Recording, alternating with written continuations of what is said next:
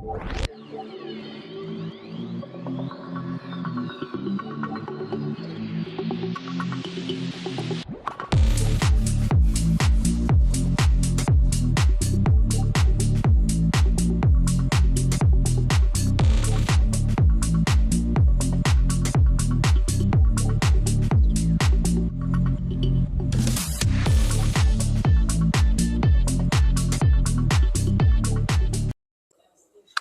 right, we are live. So, good evening, everybody. Welcome to another episode of This Week Unloaded. I am your host, Rich White, as always, and still waiting on panel to show up. They usually don't until after the show started, so that's not out of the usual. So, out there on the YouTube side, we had Pack Rat's Attic in there a while back. So, evening to you, sir, if you're still out there. We have the one reviewer on Rumble who Vulcan Rumble says is him, so evening to you out there. And let me come over here. All right. So, yeah. What do we got going on this week? Let's see. Vulcan Rumble says he's on YouTube. Should he go to Rumble? That's up to you. I mean, if you want to go to Rumble, you can go to Rumble, but you can stay here on YouTube too. I was just pointing that out because a couple weeks ago, or a month or so, something like that. When I said about the one random person on Rumble, you said it was you. So I just assumed it was you. So, yeah, you don't have to go to Rumble.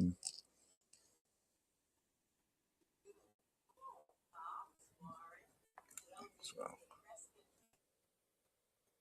yeah, the counter I have says 5 on YouTube, 1 on Rumble. And it doesn't show X anymore. It was showing X, but then it stopped showing X again. So I don't know if anybody's watching over on X or not, unless I go over there and check. Because they don't like to tell you on X. I guess they are not a. Yes, it says there's one person watching on X. So evening to the person over there on X. So what do we got going on this week? Well, yeah, Falcon Rebel says he prefers the YouTube viewer. Perfectly all right. If you prefer watching on YouTube than Rumble or X, that's perfectly fine.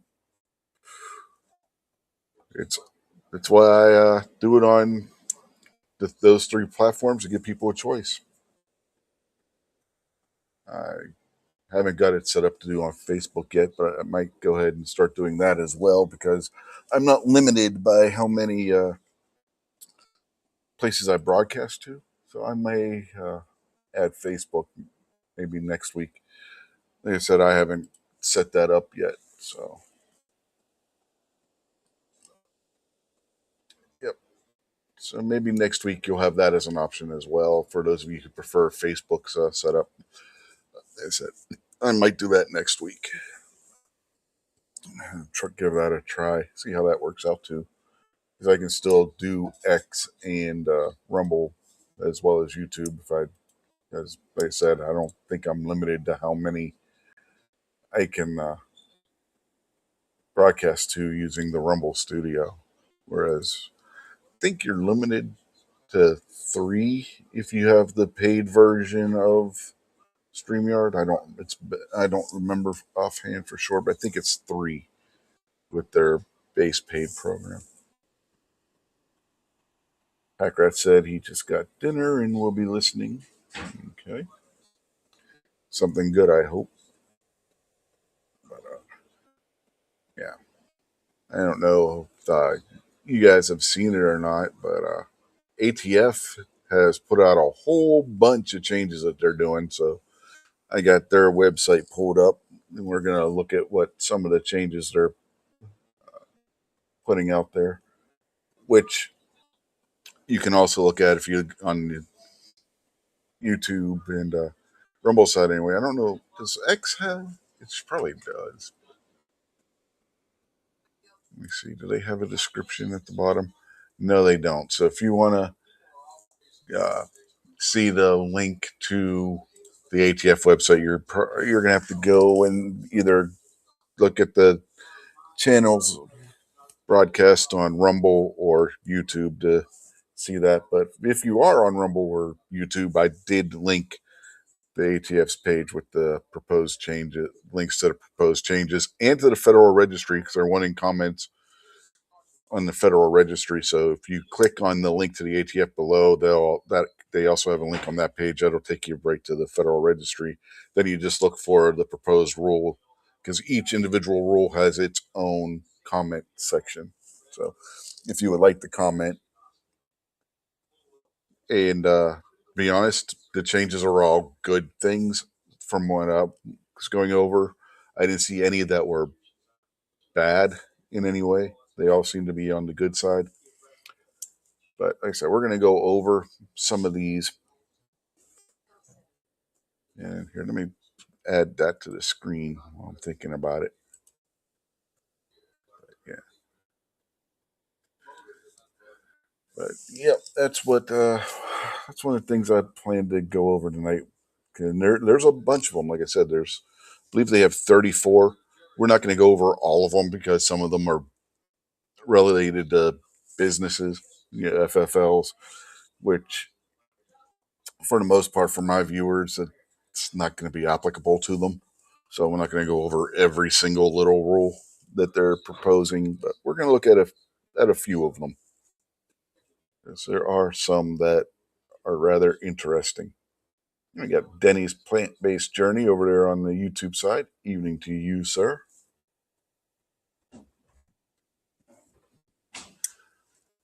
Yeah.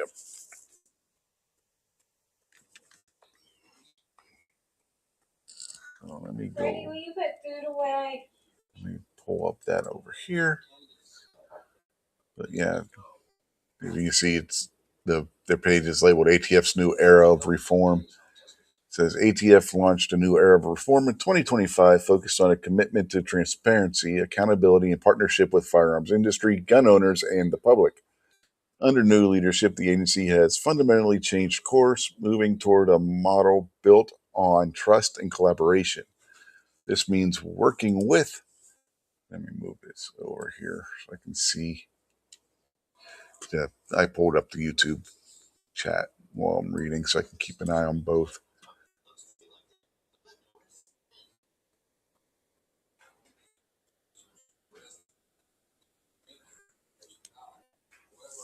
Okay, where was I?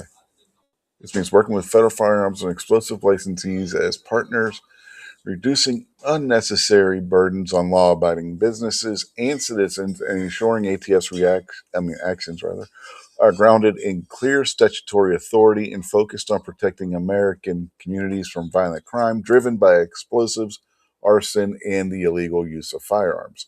Now, that's the arson one is an interesting one for them to put in there because, like I've said before, a lot of people don't realize this. The ATF maintains an arson lab, a mobile arson lab for small communities that do not have the monetary means to have their own. Like where I live right now, the county over, a couple years ago, somebody committed arson at the West Virginia School of the Blind, it's deaf and blind, right?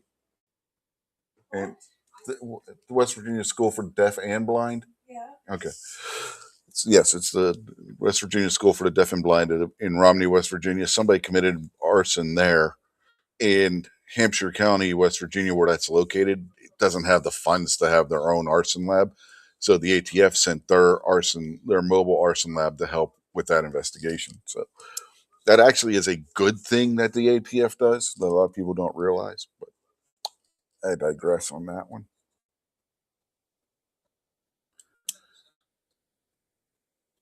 New era actions taken. Published a landmark package of proposed and final rules to streamline regulations and forms, reducing on dealers and gun owners alike. Public comments are encouraged during the open comment period for each rule. Rules can be found in the following pages, and there's 5 different ones. They got the repeal group, the modernize group, the reduce burden group, clarify group, and align group. Ended the enhanced regulatory enforcement policy that targeted firearms dealers. FFLs' licenses were revoked or surrendered under that policy may reapply. So if you're an FFL who, under the Biden administration, incorrectly had your FFL stripped from you for whatever reason they decided, you can now go and reapply and they will reissue your permit or license that should never have been revoked in the first place. But yeah,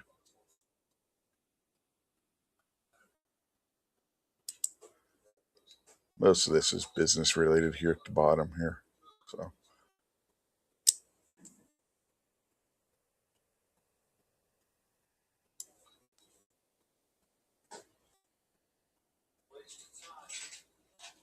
ATF, what's next? This is an ongoing effort. ATF is committed to continued modernization and welcomes public input on proposed rules. To provide comment, please visit the Federal Register. Like I said, you can go. I have this link down below if you want to post a comment. This right here is actually a link. You'll find that on there that you can go to, and then under the find the RIN for the rule you want to comment on, and search for that on when you go to the register, and that'll take you right to it. Okay, so that's with that said, let's go look at some of these. Or first, we'll look see if anybody else has jumped in on YouTube. Oh, excuse me. No, DM Foss is out there. He says that Deaf Dumb and Blind Kid sure plays a mean pinball. He's a pinball wizard. Got to be a twist. That pinball wizard's got such a supple wrist.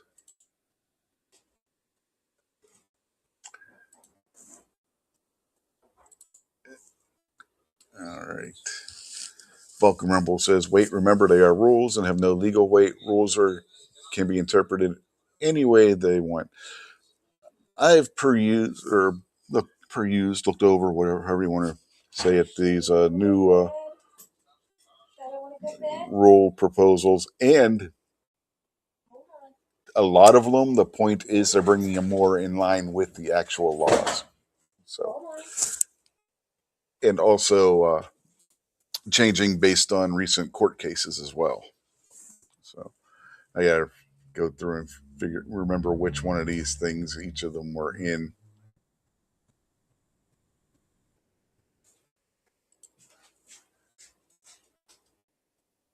First one will be 1140-AA98, removing factoring criteria for firearms with attached stabilizing braces.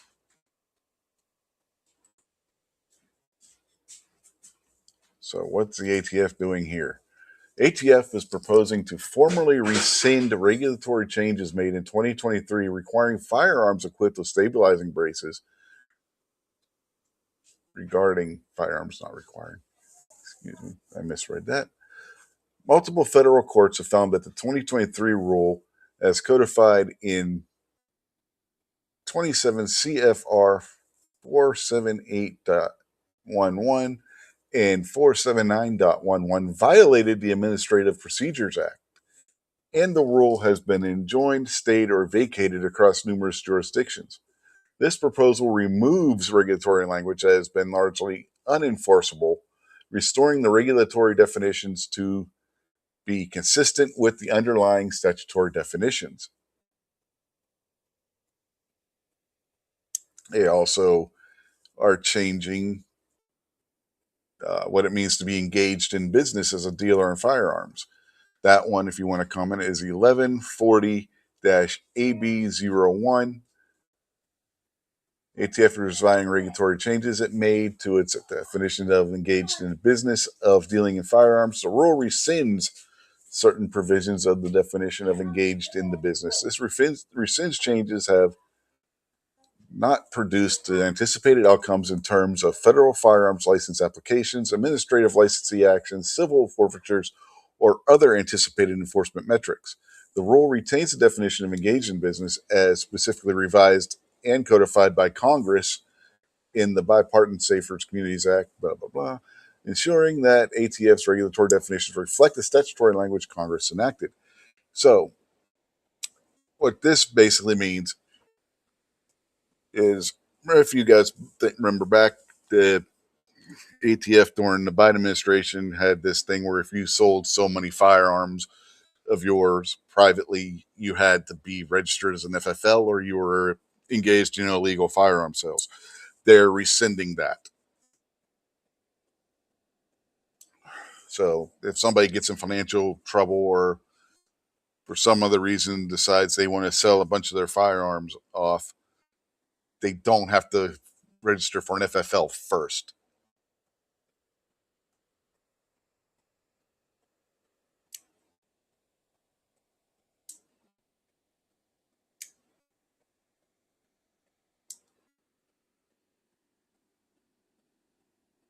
Well,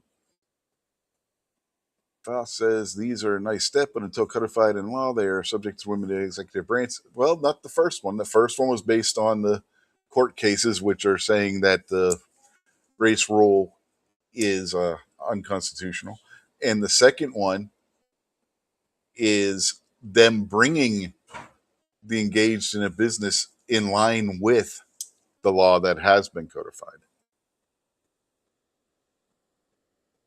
The next one, 1140 AA60, revising machine gun definition in response to Supreme Court decision, final rule. ATF is removing 2 sentences from its 3 regulatory definition of machine guns that previously incorporated bump stocks into the definitions. This action responds directly to the U.S. Supreme Court's decision in Garland v. Cargill 2024, which held that semi-automatic rifles equipped with bump stocks do not satisfy the statutory definition of machine gun under the National Firearms Act.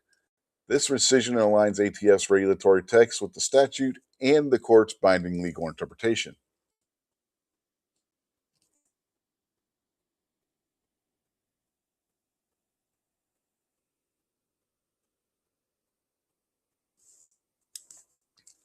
Well, we'll get into that because there's more things having to do with business and stuff, Denny, that they're also lightening things up. 1140-AA87, removing youth handgun sign notification. Every time you go and you buy a new gun, they give you that pamphlet that talks about youth guns and everything.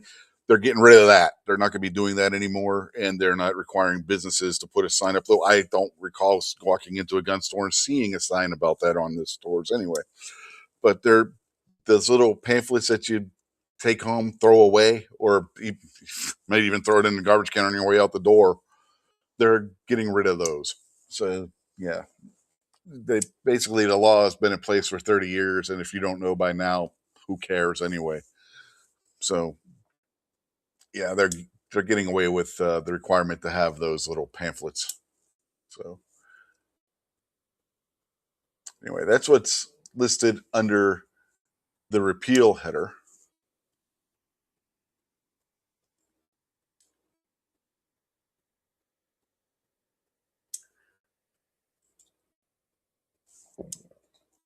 Oh, excuse me. Under modernize header, we have revising firearms transaction record form 4473. ATF is proposing comprehensive updates to ATF Form 4473, the firearms transaction record required for all commercial firearms transfers, and it's implementing regulations. The proposed rule would streamline identity and residency verification requirements for transferees, increase the time period for which a national instant criminal background check system's background check remains valid, clarify exceptions to background checks, permit electronic notice and authorize the use of electronic forms, auto population, and digital record attachments. The proposed rule would also incorporate ATF rulings and other guidance to align regulations with the authorizing statutory text, as well as make minor technical revisions. These updates reflect modern business practices and are intended to reduce administrative burden on law abiding citizens and businesses while maintaining robust safeguards against unlawful transfers. Why is that important? Well, we'll get to that. That one, along with the next one, 1140 AA94, and another one, very important, very important. Firearms electronic record keeping. ATF is proposing that instead of basically to formally authorize federal firearms licensees to generate, maintain, and store required records, including ATF Form 4473 and acquisitions and disposition records using electronic record keeping systems. ATF has already permitted this practice for many licensees through blanket and individual variance authorizations. This proposal codifies that authority into regulations, standardizing electronic record keeping across the industry, reducing the paperwork burden on licensees, and enhancing ATF's ability to support timely firearm tracing and investigative efforts.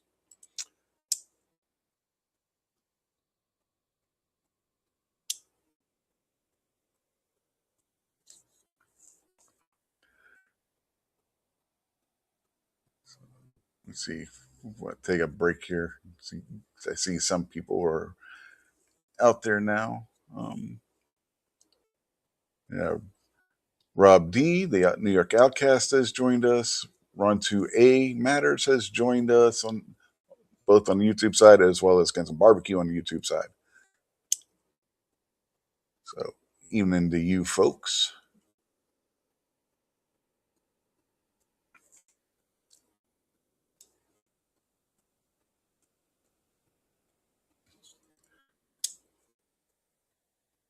Next one, they're basically changing the length of time that FFLs have to store the 4473s, or that the government can keep them if a store closes. So that one's more business related.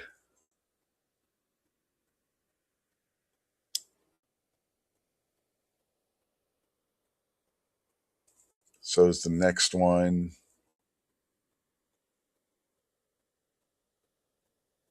And this third one here, this last one here, along with the one on record keeping and transaction records being electronic. These are the big one. This is the big one from this section. 1140 AB05, revising non-over-the-counter firearms transaction requirements. ATF is proposing to amend regulations to authorize non-over-the-counter, in other words, going into a gun store and buying a firearm sales by federal firearms licensees, FFLs, to residents of the same state. The proposed rule would allow FFLs to comply with the requirement of NOTC transactions originally implemented by the Gun Control Act of 1968 and the requirement of the Brady Handgun Violence Prevention Act of 1994 more efficiently to include identification verification. This update is based on recognition of increased options to securely verify photo identification of prospective purchasers, thereby providing greater flexibility while maintaining the rigorous identification, verification, and background checks required by the Brady Act. What does it mean by greater flexibility? Well, when you look at the line where it said residents of the same state, and these two up here, it's being speculated, possibly, maybe, that the ATF is going to allow electronic 4473 forms to be filled out on your home computer, along with the background checks being done over the internet on your computer or phone or whatever device you're using, and potentially being able to purchase and have shipped to your home a firearm from an FFL within your state. That's a big change if that's what they're doing.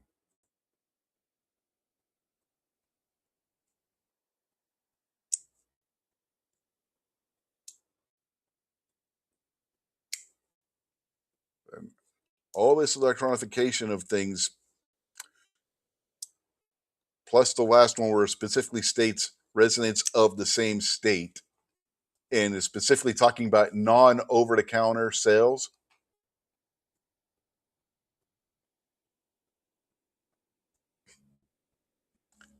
What other type of sale would they be talking about?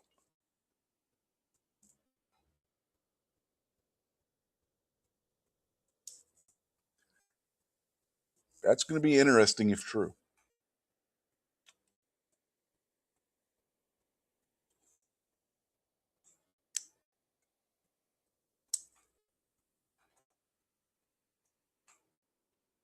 And especially with the authorized on over the counter firearm sales by FFLs to residents of the same state. That right there,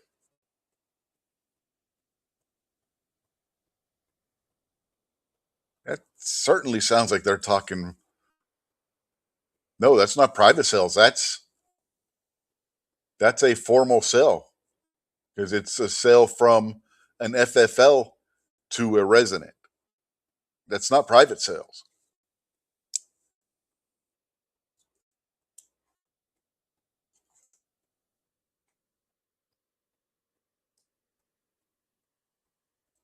It's also talking about how those sales would have to go through the background check system, which the other two talk about that all being done electronically. So if that's all being done electronically and they're talking non over the counter firearm sales by an FFL, that's not a private sale. That's a formal gun sale that you normally would do in a store. But this is saying they're authorizing where it doesn't have to be in the store.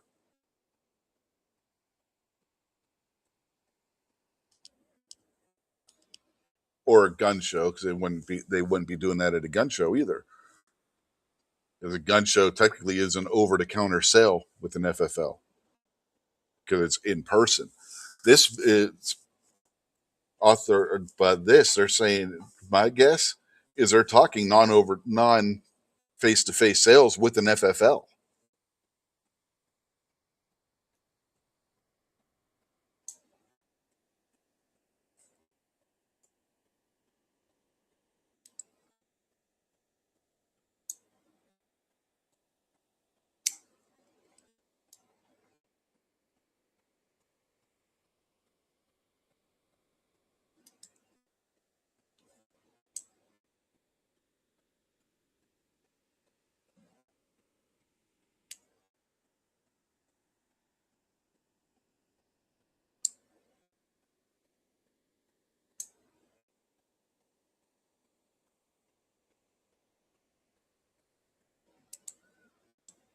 So yeah, that's definitely not talking about private sales. In fact, yeah, internet sales. And since they're already doing the background check, there's no reason for it to have to be shipped to a store,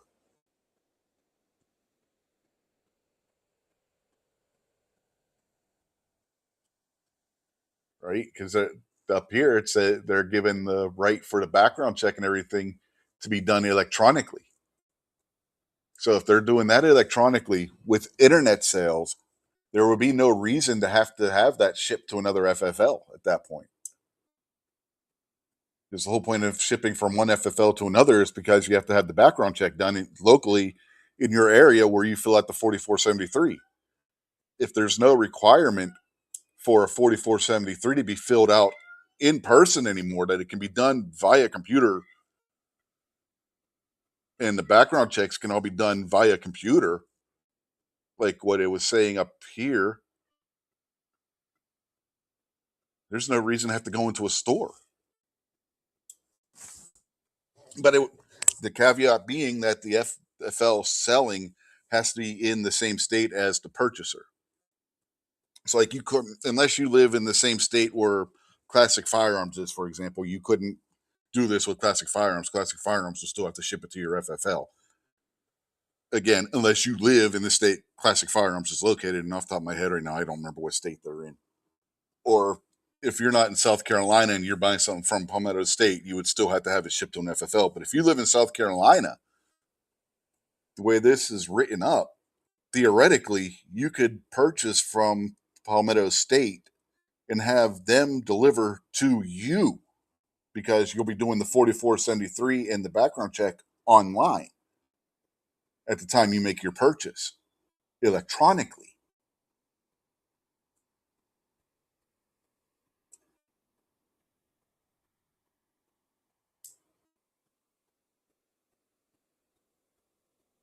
That's a that's a big change in how things work if that's what they're doing. A big change. And I would look for a lot more FFLs to start doing internet sales if that's the case too.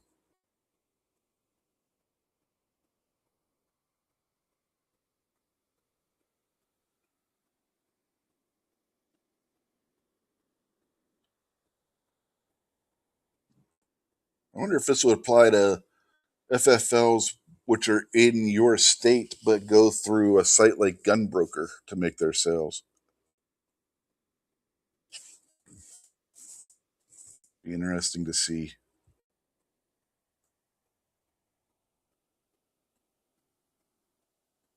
DM Foss wants to know what percentage of states do you think would allow this? I would say probably the same amount. States that have constitutional carry would probably allow it. The exception maybe being Vermont, because Vermont's a weird state anyway. Constitutional carry state, and yet they have magazine limits. So Vermont's a weird state. The constitutional carry states, Vermont probably wouldn't. New Hampshire's gone more and more blue, so they may not as well. But most of your constitutional carry states, I would say, probably would. Florida may. They're not a constitutional carry state yet, I don't think, are they? Is Florida constitutional carry, guys? I can't remember.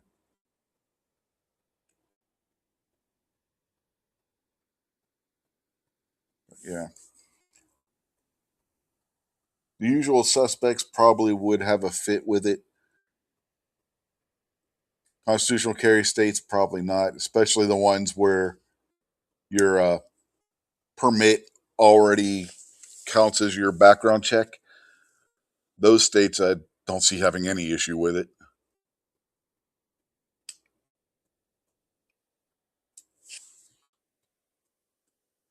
Packrat says yes, Florida is. Okay. He says he doesn't think California would. Like I said, the usual suspects probably won't. You know who I'm talking about: California, New York, Maryland, Massachusetts, yada yada yada. You get the idea.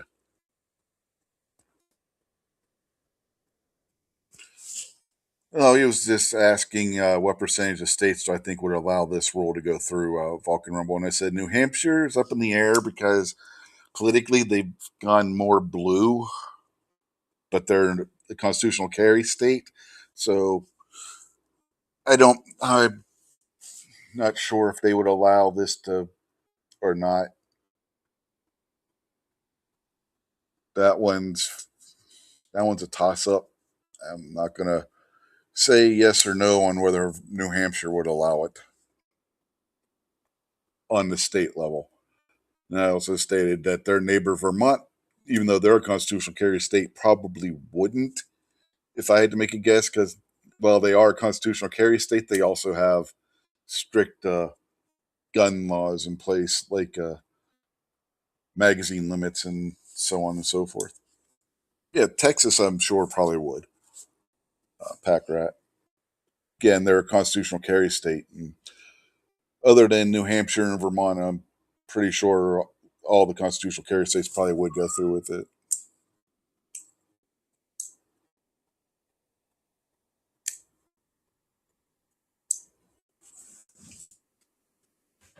Yeah.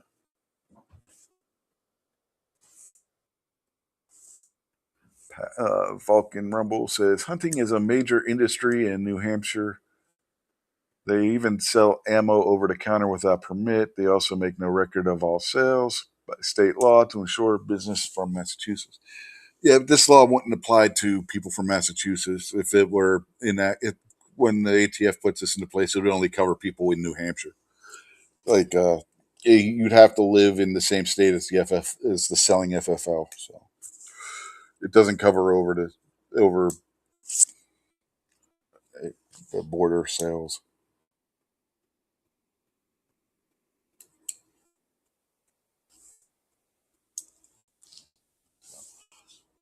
But still, I mean, being able to potentially buy online and have the firearm delivered directly to you from an FFL in your state,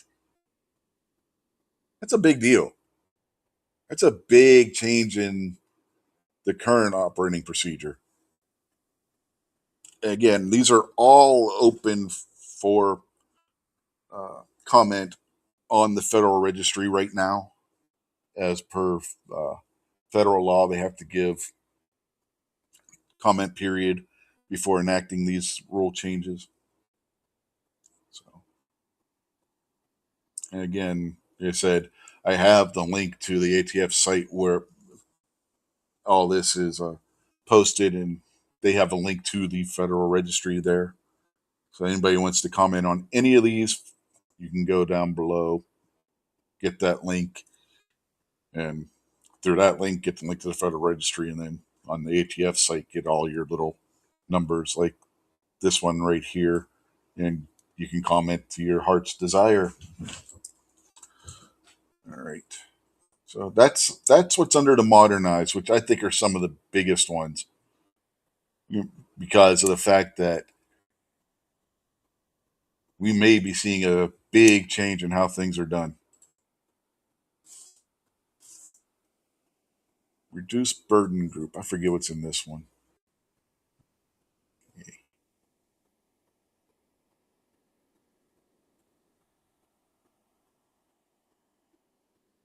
Oh yeah, this is a big one too. If you have NFA items, 1140-AA89, Interstate Transport and Temporary Export of National Firearms Act. ATF is proposing to update the administrative process for transporting lawfully registered National Firearms Act firearms within the United States. Under the proposal, individuals transporting NFA firearms for short term purposes, 365 days or fewer, would no longer be required to submit advance notice to ATF or await approval before departing. For example, say you're going to a machine gun shoot in the next state over, say from Pennsylvania to Ohio.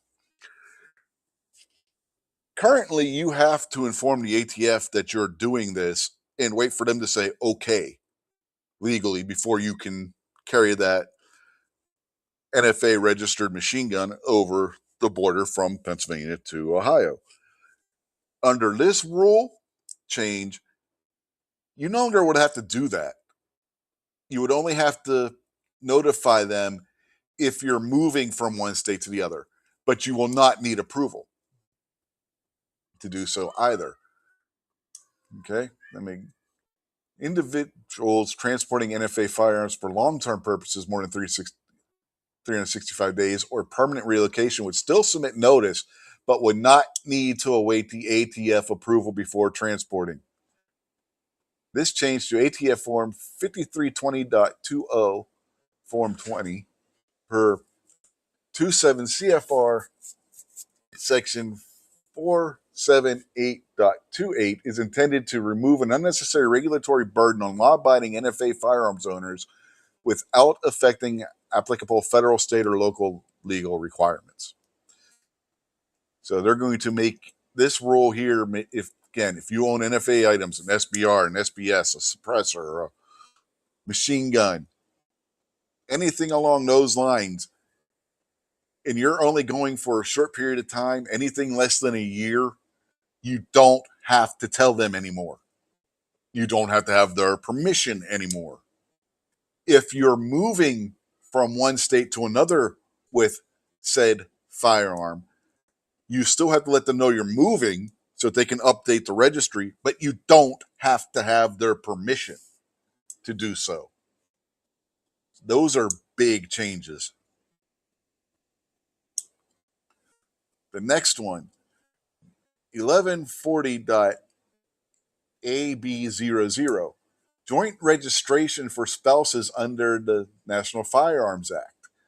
ATF is proposing to allow married couples to file a joint application as makers and or transferees of NFA regulated firearms. Under current regulations, spouses who wish to jointly possess an NFA firearm typically establish a legal trust to do so, a process that involves legal expense and administrative complexity. This proposal will allow both spouses to be registered jointly as possessors without creating a trust. Under a joint registration, the transfer of a firearm between spouses would not constitute a separate NFA transfer, reducing both administrative burden and cost for law abiding NFA firearms owners. And it would also make the process for inheriting between spouses easier if one of them should die.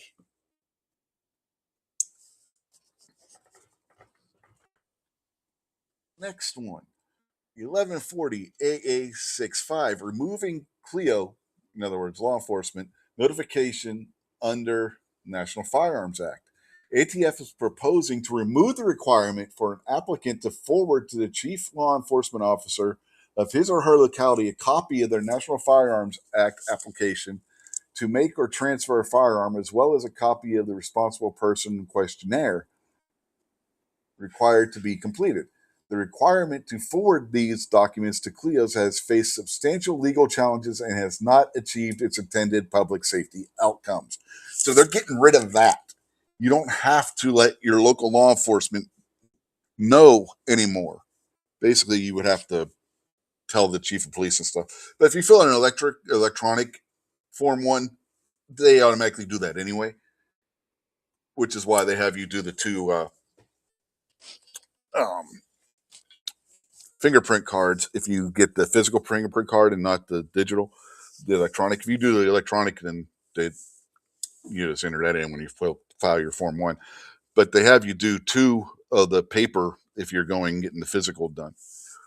If you get the physical fingerprint cards done, one for ATF, then one gets sent to your your chief law enforcement officer.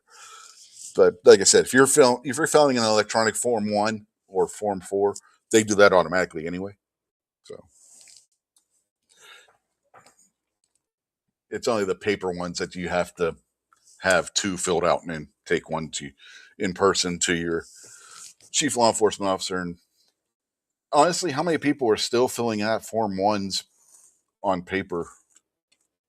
But anyway, if you are, you only got to fill out one now instead of two once this rule is enacted.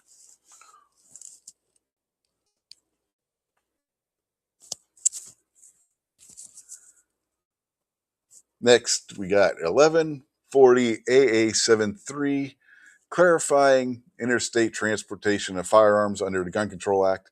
ATF is proposed to clarify regulations that govern their interstate transport of firearms by lawful owners. The proposed rule formally recognizes that common, reasonably necessary activities during travel, including overnight stops, vehicle maintenance, refueling, emergency stops, and medical treatments, are considered as a necessary part of transport and are therefore covered under the Firearms Owners Protection Act's interstate transport protections. The proposed rule also updates requirements for transporting ammunition and firearm accessories and clarifies requirements for securing firearms during transit. Why is this a big deal? New York fucking City. That's why. Remember, New York City, if you have a layover in the airport, they come and arrest you if you have a firearm that breaks their law. Under this rule, they ain't gonna be able to do that anymore. Why? Because an overnight stop is declared a reasonable, necessary activity during travel under this rule, where apparently now it's not. That's the loophole that they were using to get around that and arrest these people at the airport or bus terminal or whoever else they were transporting their firearm in a legal manner. Now they're going to have a much harder time doing that under this rule. So that this rule is big on that side of things.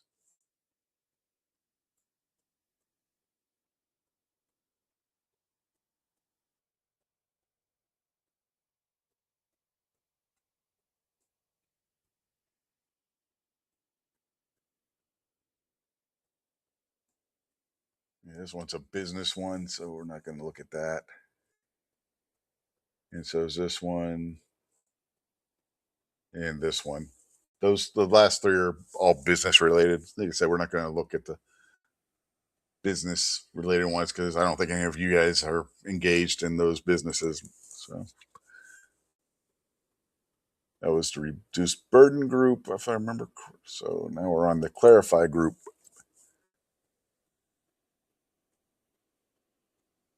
Yeah, this one is there is one here that's pretty big.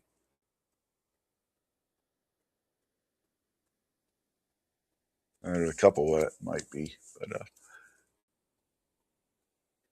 many of you guys are operating foreign trade zones or custom bonded warehouses. I'm assuming so we're gonna skip that one. Now this one, even though it's a business one, it's an interesting one. 1140 AA96 importing dual use frames, receivers, or barrels. ATF is proposing to clarify that federal firearms licensees may lawfully import firearm barrels and frames/receivers capable of being used in both sporting and non-sporting firearms, provided that an identified sporting configuration for the barrel or frame receiver exists at the time of importation. The proposed rule also clarifies that once lawfully imported, a dual-use barrel or frame receiver may be incorporated into assembly of a sporting, non-sporting, or NFA regulated firearm subject to compliance with all other applicable federal laws. What does that mean? Okay. Currently, the way the rule's sitting,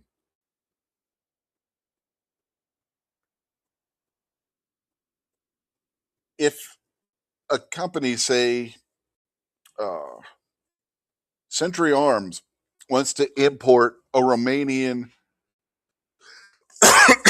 excuse me, AK, which they do, they have to import them under what is known as a sporting use variant, which means they can only have the magwell cut to take a single stack magazine.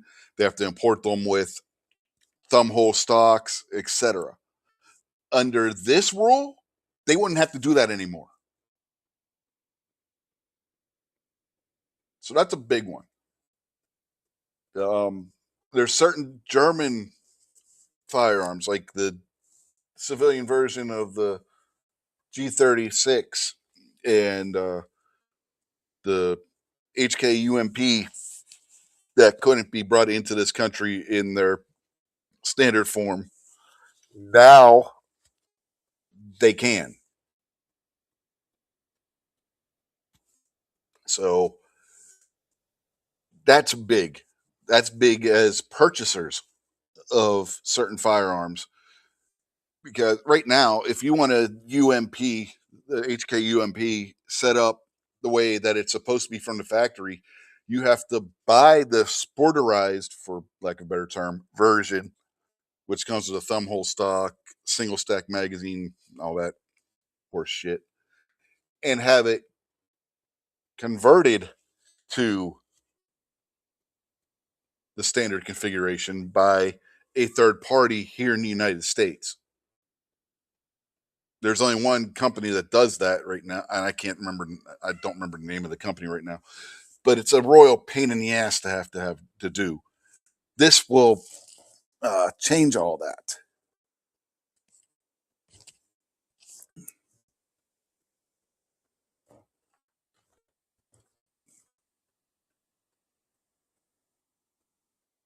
Uh, yeah, this is about training rounds, as in inert stimulated rounds.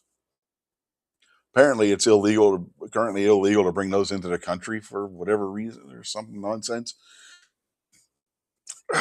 Really silly, but they're doing away with that.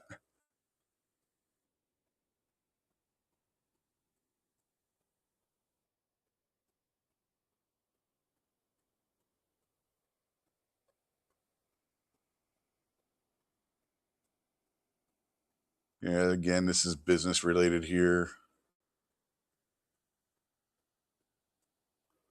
Here's another one that goes hand in hand with the NFA rules that we were reading earlier.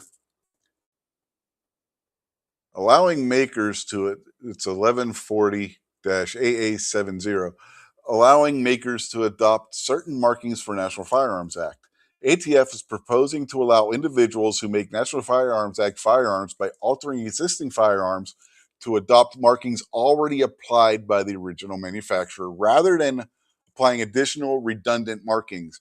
Because the original importer and manufacturer serial number and markings are already required by statute and regulation, this proposal eliminates a duplicate regulatory requirement while ensuring NFA markings requirements are satisfied.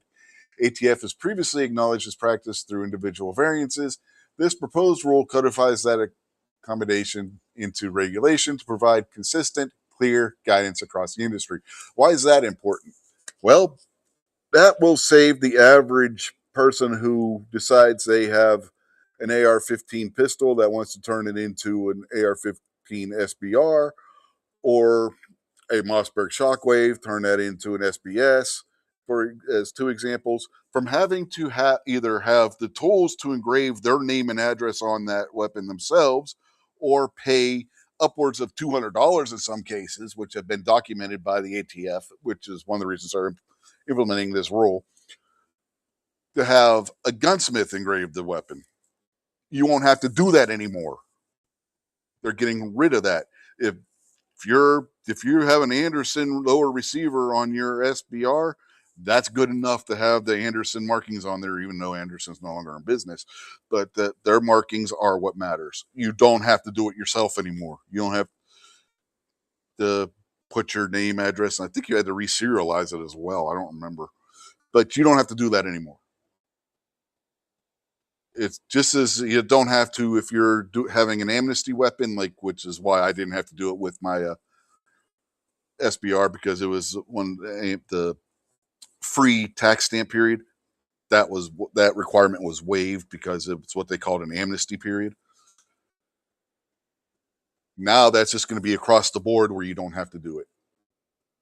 So again, that's going to save you anywhere between, if you have to have somebody else do it, what people were reporting to the ATF, between $50 to $200 in some cases, to have somebody else do that silly little engraving. If you can find room on the weapon and that's being converted, is another problem, because some weapons you may not have room to do that. You know, it's a pain in the neck trying to find room, especially if you got like one of those fancy uh, low AR-15 lowers that have like the skull or the helmet or whatever where the magwell is. That could be those ones could be a real pain in the neck probably to try and find somewhere to put the required engravings on it now. So, yeah.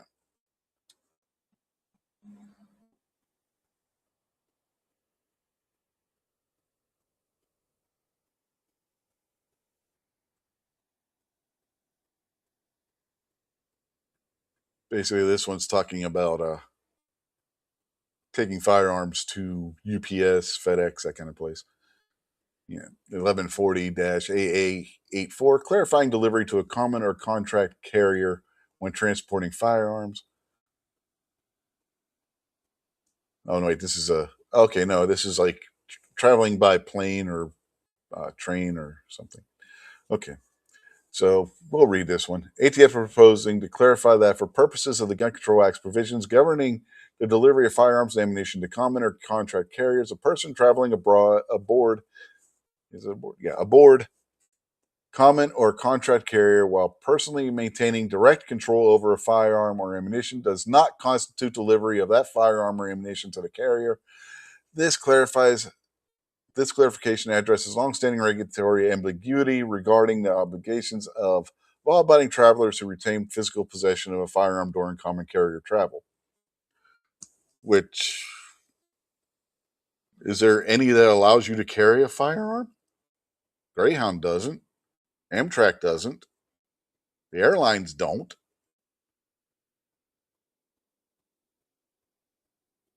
What are we talking about here? Are we talking about a charter bus? Do charter buses allow you to carry weapons on board? I don't know. But yeah, that's what that is. Here's another big one.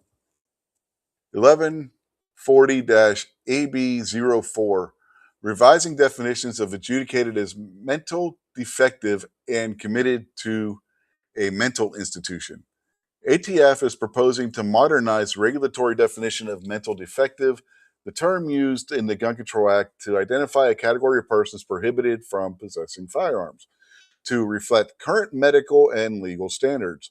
The proposed rule would refine the term mental defective, associating it with intellectually disabled, and clarify that a person receiving assistance in only one functional area, such as financial management, would not, on that basis alone, be considered prohibited under this definition. The proposal also clarifies existing prohibitions, specifically individuals committed to a mental institution resulting from a determination that an individual is a danger to themselves or others, or is found not guilty by reason of insanity, properly fall within the definition of committed to a mental institution and not within the definition of mental defective. Why is that important? This one right here is why that's important. Currently, right now, under ATF and Veterans Administration rules. If you are a veteran who has to have somebody help you manage your finances, you can lose your Second Amendment rights.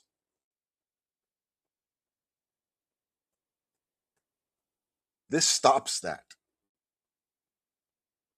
This is big. There are a lot of veterans out there who have disabilities like PTSD or other head trauma where they have issues maintaining their finances without assistance, that are losing their rights to own firearms for no other reason than they can't balance a fucking checkbook. This stops that. This stops that dead in its tracks.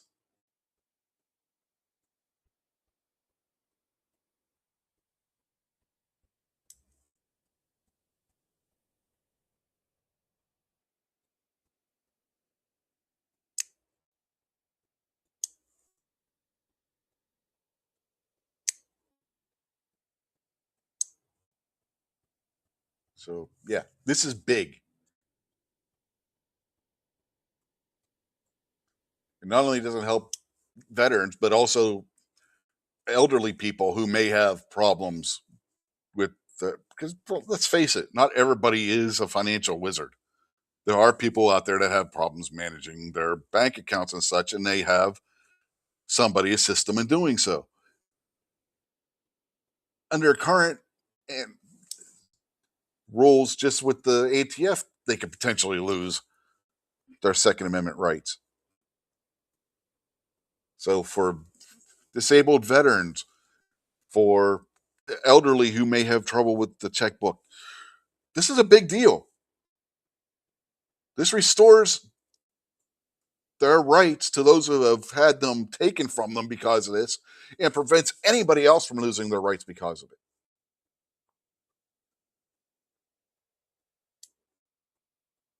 And that's only one example. There you could be some other functional reason that they've decided that you can't have your firearms where this stops that. So yeah, this is a big deal, this one right here. Real big deal. The highlighted one.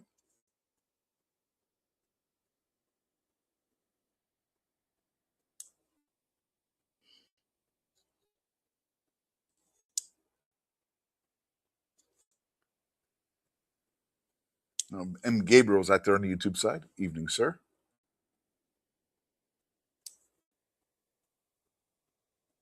Next one, 1140 AA85, clarifying exceptions to the Brady Act background check requirement.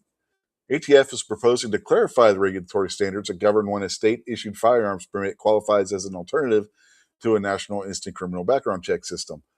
Check under the Brady Handgun Violence Prevention Act. The proposal rule makes targeted regulatory adjustments to require confirmation that the state permit is both valid and unexpired, and that the language of the state statute conforms with certain requirements established by Congress. Why is that? Why are they doing that? Well, because you got people going in with expired permits and using them to forego the background check, and that's not what the letter of the regulation is. So they're updating that to say, yeah, you have to verify that what basically what they should be doing already, that the license isn't expired and it actually is a valid permit.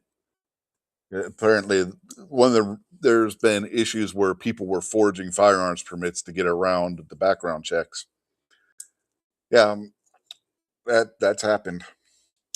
I've talked about that with two FFLs around here that until something gets done about the counterfeits, they weren't doing the background check deal with the permit because people were forging permits to get around the background check. People who legally should not be in possession of a firearm were using forged permits, essentially. So, yeah, that. So my guess is you're probably going to start seeing permits have watermarks or something on them to say, or some other apparatus to show that they are an actual valid permit and not a forgery.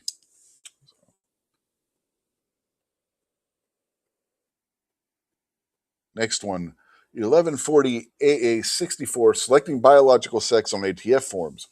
ATF is proposing an amendment to amend its regulations to clarify that in response to questions about sex on ATF forms, individuals should select their biological sex. This refers to the individual's immutable biological classification as either male or female and does not include the concept of gender identity.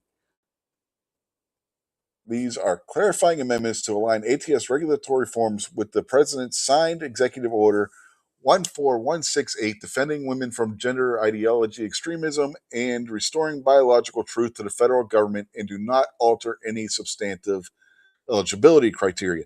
So basically, if you're a transsexual, whether you're a male to female or female to male, you have to check your actual sex and that you were when you were born, and not whatever your delusion makes you think you are.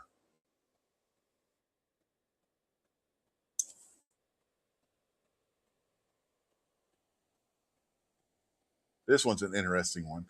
1140 AA 69, definition of business premises.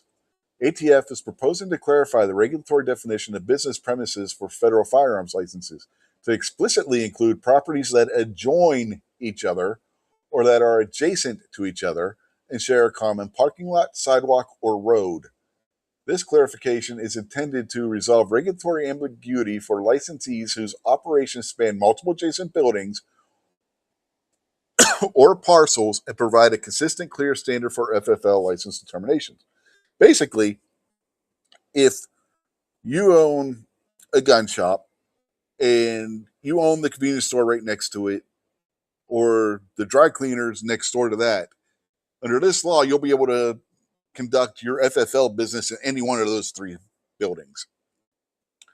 Simple. Right now, you can only do that in the actual building that's designated as your gun store.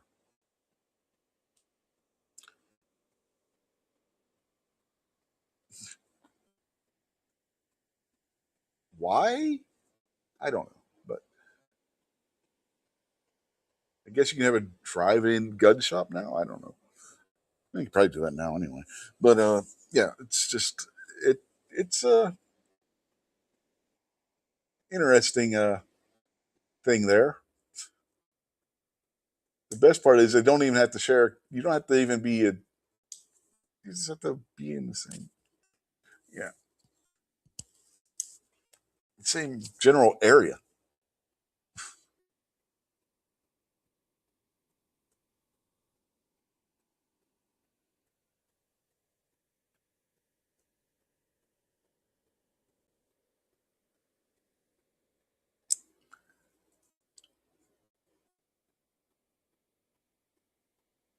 Next one's about straw purchases.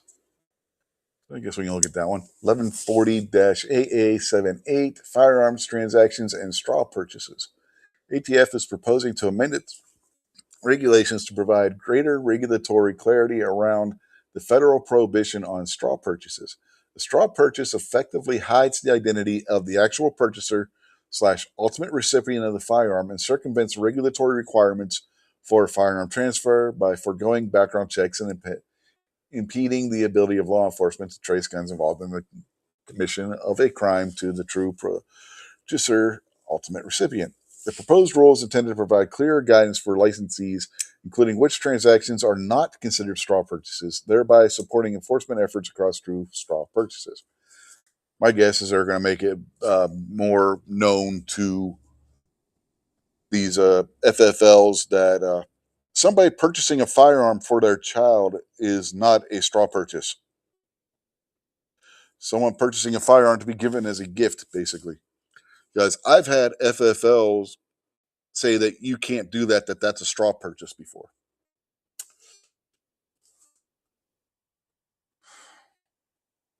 And that's not true. That is not a straw purchase. So that's where I'm guessing they're going with this one.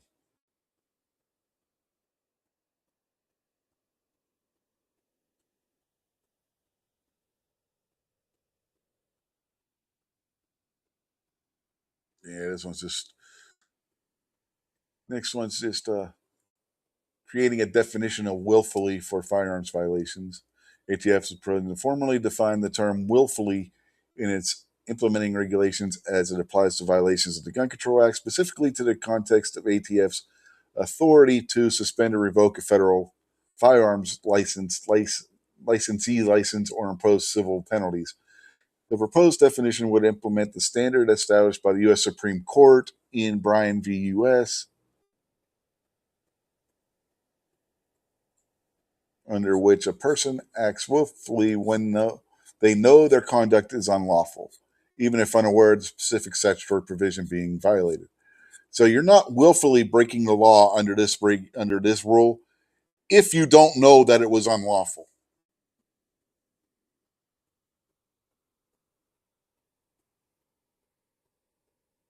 So basically, under this rule, breaking the law under the Gun Control Act, ignorance would be a defense before the law. It's basically what they're saying here. Whereas currently, ignorance is not a defense before the law. Packrat says he had an FFL refuse him a gun for Sheila. For those who don't know, Sheila is Packrat's wife.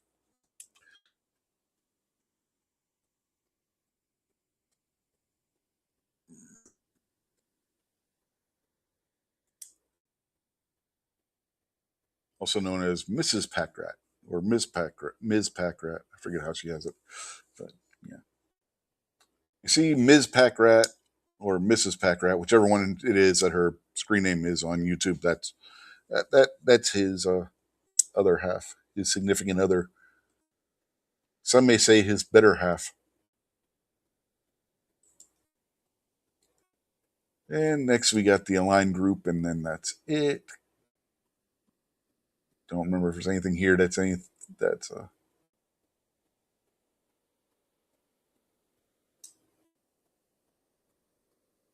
use to us, but we'll look and see. Conforming change to approving a making application. Okay, this is 1140-AA79. ATF is issuing a final rule to formally codify and regulation the existing practice of conducting National Instant Criminal Background Check System as part of the National Firearms Act approval process for individuals seeking to make NFA firearms. ATF already conducts these checks as per the standard processing. This final rule aligns the regulatory text with existing regulatory requirements and ATF's current operational practice, ensuring the regulatory framework currently reflects yada, yada, yada. Yeah, basically that's saying they're going to keep doing their background checks like they've been doing.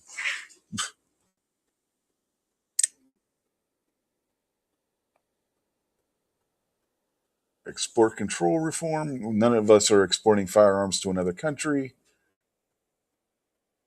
prescribed countries for import regulations.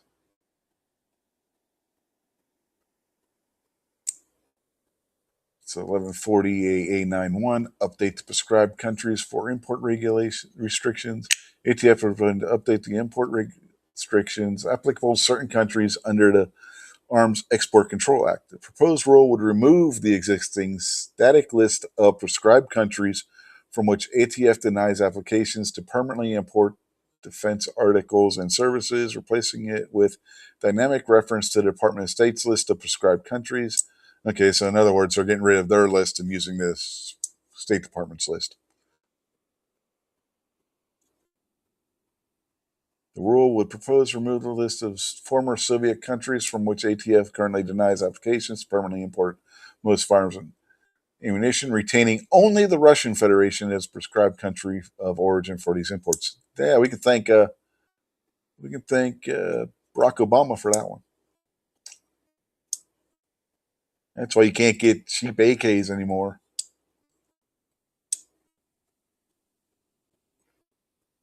1040 AA77, adding component definitions on the Arms Export Control Act. Okay, we don't need to worry about that because that's exporting.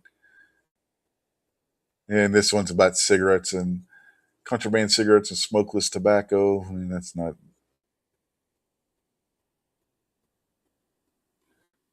1140 AA83 changes to National Firearms Act tax remittance provisions. Final rule. ATF is issuing a final rule to amend its National Firearms Act regulations to reflect changes made by the One Big Beautiful Bill Act to reduce the tax remittance rate for certain NFA firearms. The final rule is necessary to align regulatory text with statutory requirements and implement the legal changes. So that's it. Those are the main changes that basically are going to affect us as consumers. So, yeah. If you have any questions on any of that, the ATF does have a phone number that you can call, specifically where the NFA stuff is concerned. And I don't know the phone number off the top of my head, but you do a quick Google search for NFA hotline and it'll be the first thing that pops up.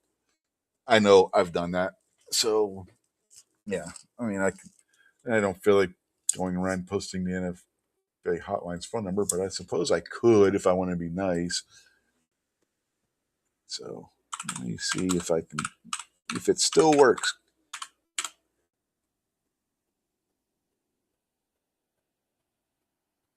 Yeah.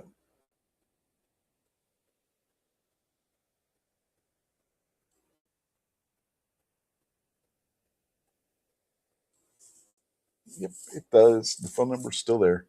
Here's that phone number.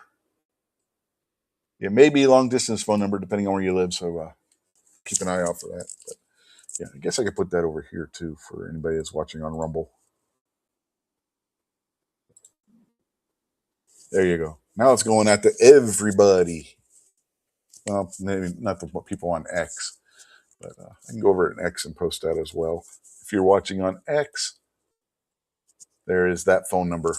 So yeah, write that down. If you have any NFA type questions, you can call that number and they'll get to you. I've called that number. The people that work that answer those phones are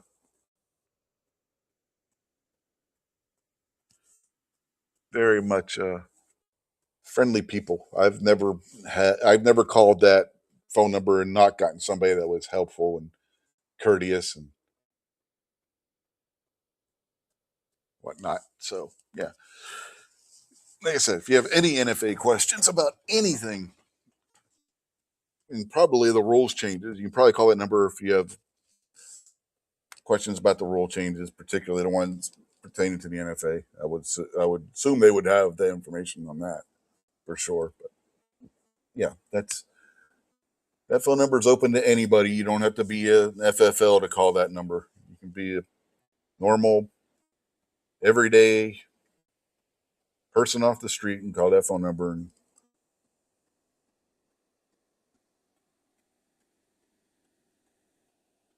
get whatever question you have answered.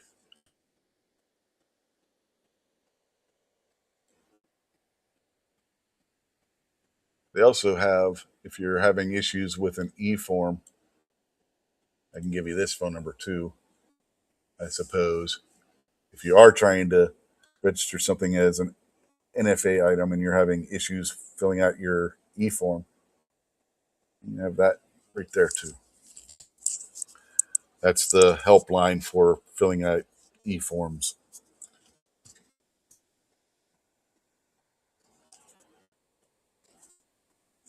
I am not, Foss. Quit spreading rumors.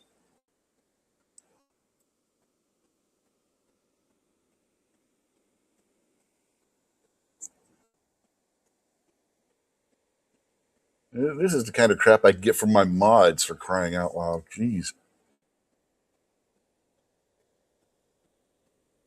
I'm just trying to help people out here. Yeah. But,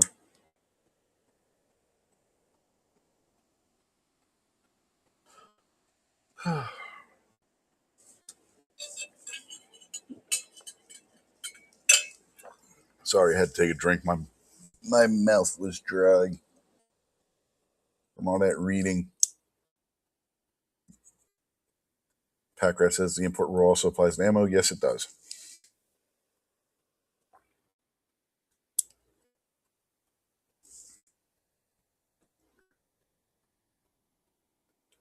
Packrat says the mail order thing is going to be in effect just in time for his birthday, for our birthday.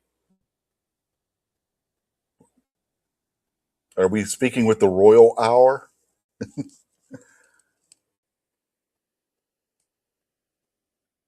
Foss says the one time he had to call, the lady on the phone was very nice and helpful. Yeah, I've never called that and gotten somebody that was rude or didn't seem like they wanted to be doing their job or anything along those lines. They were always very courteous and helpful.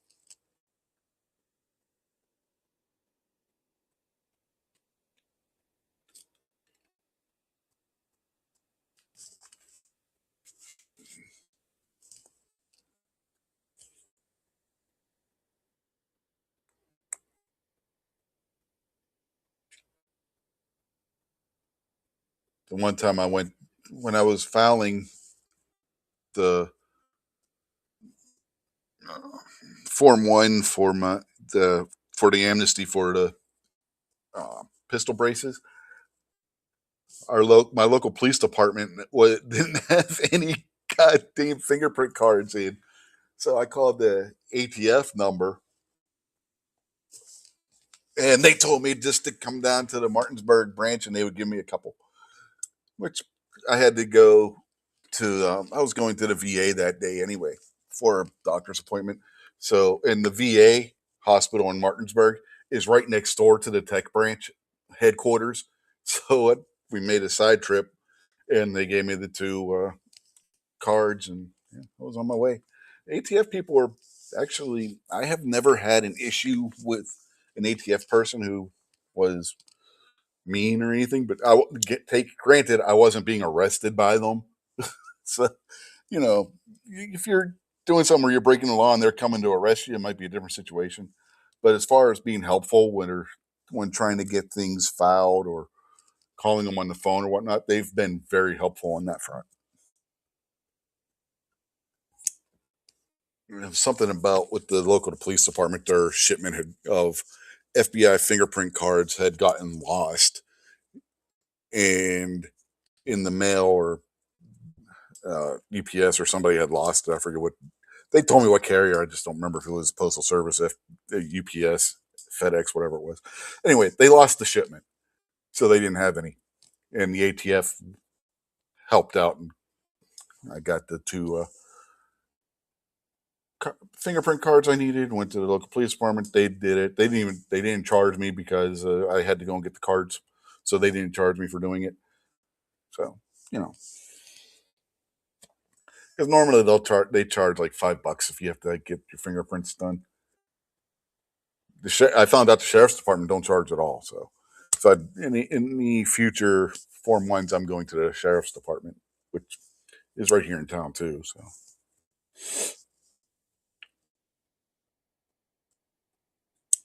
But usually, police will charge you to do the fingerprinting. Some department, I've seen some people say that their local police department charged them $50 to do the fingerprinting.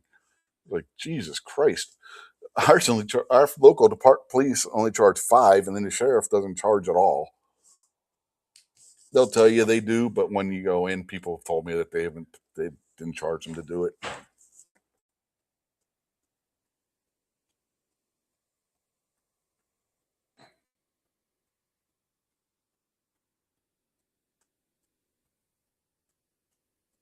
Foss said when his buddy got his ATF inspection for his FFL, the ATF agent told him he doesn't give a shit about the state laws. He's only concerned about federal law.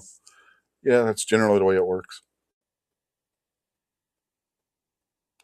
The feds aren't supposed to be enforcing state laws, so unless they're called in specifically to assist with,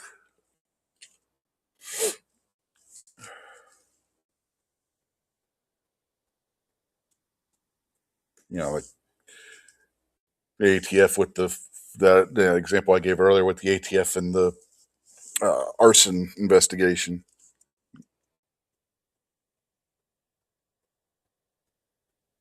So depending on how big an arson is, it can fall into the federal statutes as well.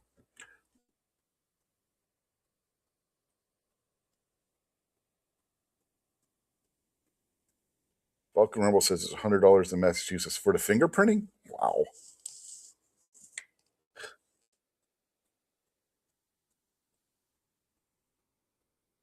How often do you have to get fingerprints done up in Massachusetts? Do they require it for your permit?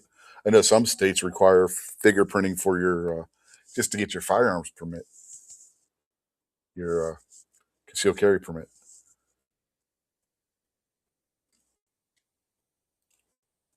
That's ridiculous. $100. There's a place up in Maryland that my wife has to go to every so often to get her fingerprinting done for her employment, for her licensing, where they only charge 45 to do the electronic fingerprinting. $100. That's ridiculous.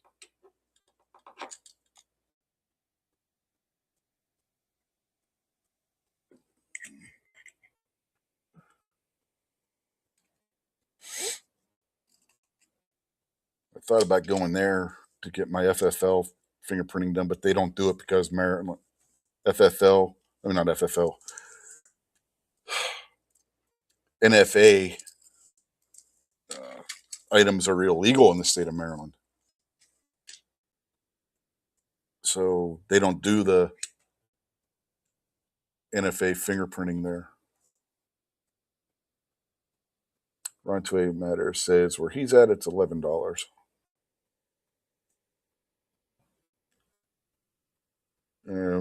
Vulcan Rumble, is that through your police department, that $100 as well? Or sheriff's office? Or is that through an independent business that's contracted to do it? Just out of curiosity. Because that $100 that's insane.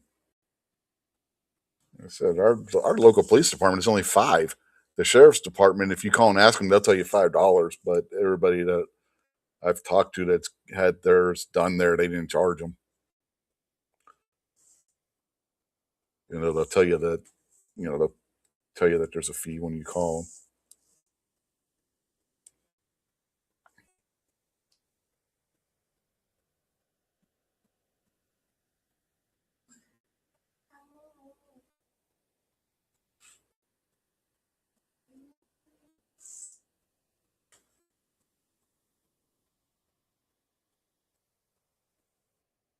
Anyway, let's see. What else we got to talk about tonight? Packrat said he doesn't know what they charge there. Well, you just moved there and you probably haven't filed any NFA items since. He said, Packrat said, Vulcan Rumble says yes. So I'm assuming that he's saying yes to it being the local police department.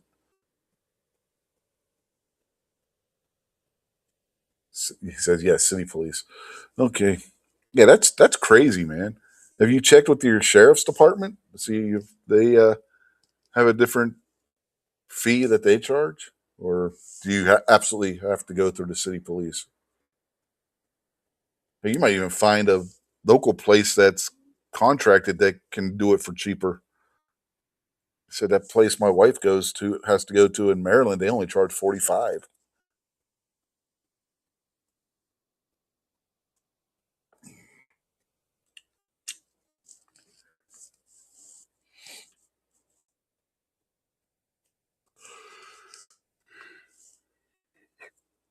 If you're paying more than that, then you're overpaying.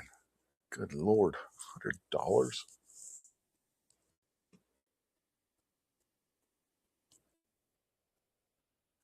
Foss says he thinks his local police charges 35. He doesn't remember for sure. That's what I'm saying, man. $100. That's ridiculous. Shop around. You might find a that your sheriff's department or local business that's got the proper licensing be cheaper. That's absolute. That's highway robbery charging $100.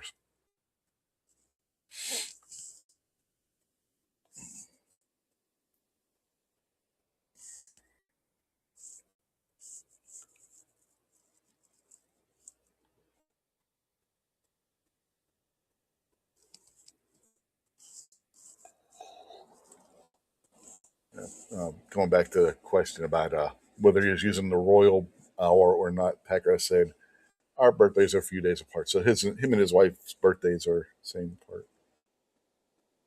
Vulcan Rumble says city only. The county government was destroyed. Oh, that's not good. So right now, your sheriff's office doesn't have a building. That yeah, that happened at the county we used to live in. The county courthouse, which was attached, also had the sheriff's department or sheriff's office attached to it, burnt down. So for a while in the county we lived in before here, we didn't have county office buildings either. So I get how that goes. Probably why the city's charging as much. They're gouging because they know they're the only one in town to do it.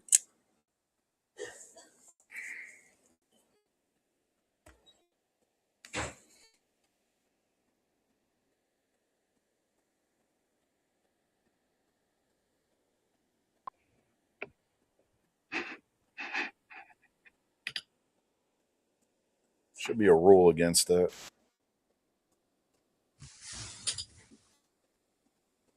Foss said Packer didn't say his wife. Maybe he has multiple personality disorder. That is possible. What's going on?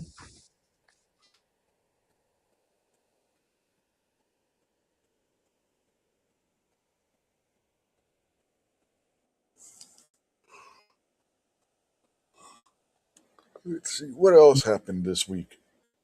Oh yeah, the Florida, Virginia Supreme Court upheld that the uh, attempted redistricting, the aka gerrymandering that the Democrats tried doing in Virginia is unconstitutional, and that's got all the liberals throwing a fit about that.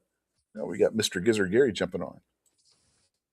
Yeah, I've been here a minute. Well, I What are you was doing? reading. What am I doing? I was reading ATF Hmm. stuff. I don't know. I don't know how much you caught, but went over all most of the new rule proposals. I just got here. We've been playing baseball tonight. See, uh, Mm. we lost too. Yeah, we did We too. had we had to let Moo's team win one over the weekend, so we gave them tonight. Guess who was at fault? The bullpen again.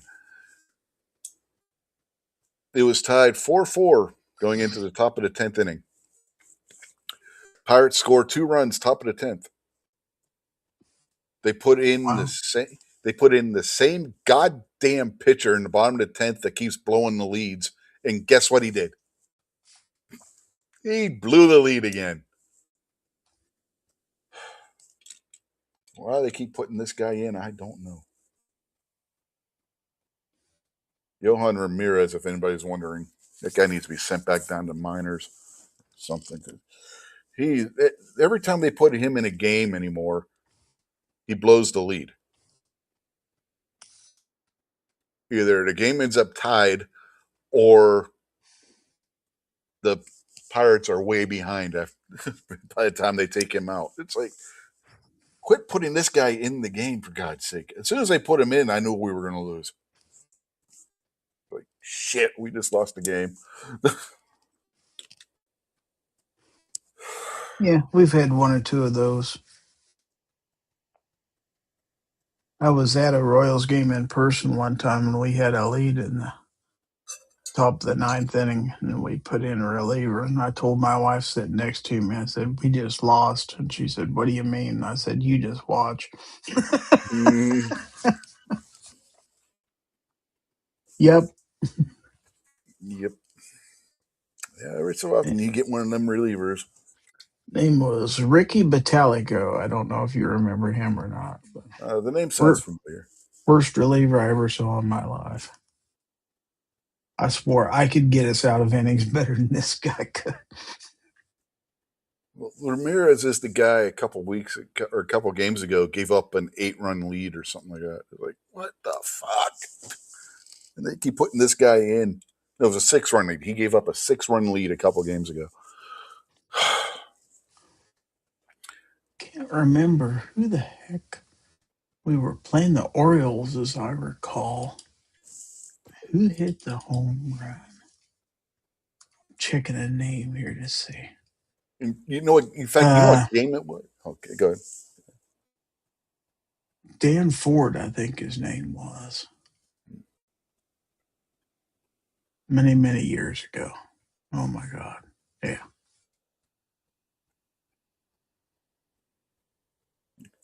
Vulcan Rumble says every team is going to lose 100 games, and you want them to lose one of the first 100 games, not the last. Yeah, but you don't want to lose every game that you put this guy in to pitch. I'd rather we not lose 100 games. Mm-hmm. That would be We nice. didn't last year. Yeah, there's only 160 games in the season. Somewhere. 162. You get the idea. You lose 100, you're not doing very good. But yeah, I mean, the game I'm talking about was the one where the guy would have got hit with. That I told you about. The guy would have got hit with the pitch. The Pirates would have won because bases were loaded in the bottom of the 10th inning. Yeah, he's the reason why that game was tied because the Pirates were winning that game in the 9th inning. And they put him in, and he totally blew the lead. What And it's game been I was watching? I was watching a highlight over this weekend, I believe, and I can't remember. The Reds were playing. I think the Reds were at home, and the Reds were on the field, and they had bases loaded, and the batter hit it to third base. The third baseman steps on third for the force out, then throws it home. The catcher just steps on home and lets the guy walk across the plate. And I'm thinking, that's not a force out anymore, dude. You gotta tag him. it was today in the game. Well, Maybe once that runner at third is out, then that's not a force out anymore. So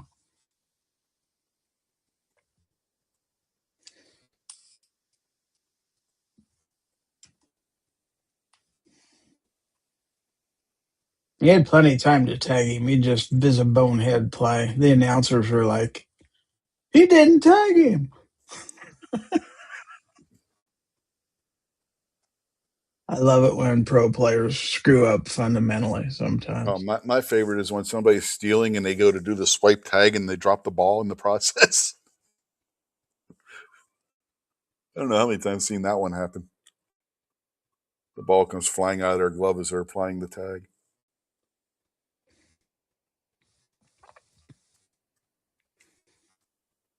Of course, I don't have to go out there and play 162 games either. It's a Mm-hmm. long season. Yeah, it is. Foss is out there throwing a Tommy the Sorta quote. No matter how good you are, you're going to lose 1/3 of your games. No matter how bad you are, you're going to win 1/3 of your games. It's the other third that makes the difference.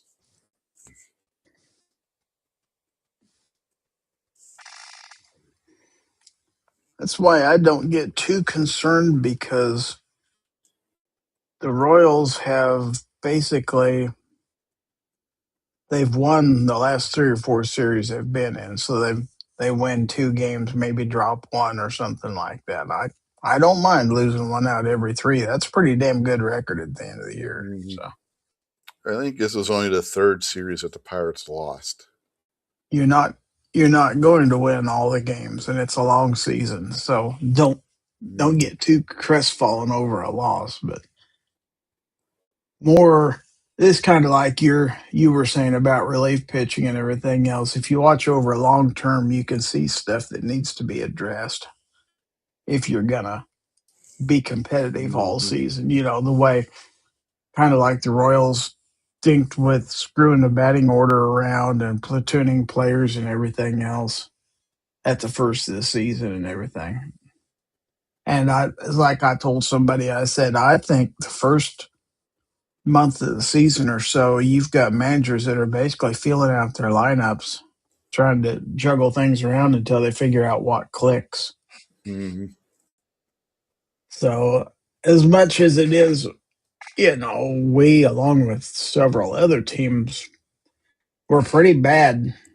Several games, almost 10. We were 12 games under 500 at one time, I believe. And Yeah. you could have wrote the season off at that point, but it's like, Mm-hmm. no, especially not in our division where the very best team is 500 at best. So you just try to stay in there and keep competitive and see. Because by the All Star break, you're going to find out if you've got a quality team at all. And then injuries are going to start to eat people up. Yeah. Right now, where it sits with the Pirates, they're off. They've got good offense. Their fielding's been pretty good. They've had a couple of issues with errors, throwing errors, but that seems to have settled down where they're not doing that anymore. But the relief pitching's been horrid, particularly like I We was went, saying, Ramirez. we went through that too. But, there hasn't been a whole lot of quality relievers in the majors in a while, like there were in the 70s and the 80s, where you had, several shutdown pitchers out there. Mm-hmm. It's not a lot. You don't see that a lot anymore. No, I don't know your if old hitters are school, better than they used to be or what, but your old school closer just doesn't seem to exist anymore, from what I've been seeing. no, because Whereas, I think you and I have both seen shutdown relievers. Well, some of them are in mm-hmm. the hall now for crying out loud. So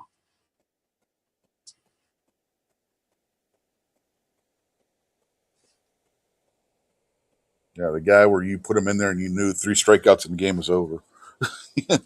You put them in the top of the ninth if you're at home and they strike out the 3 guys, three straight batters, or get them to fly out, or get one but to go on base, hit him, and you hit a knew double one play. thing for sure: they weren't going to walk in a bunch of runs. No, That no, that wasn't what they were there for.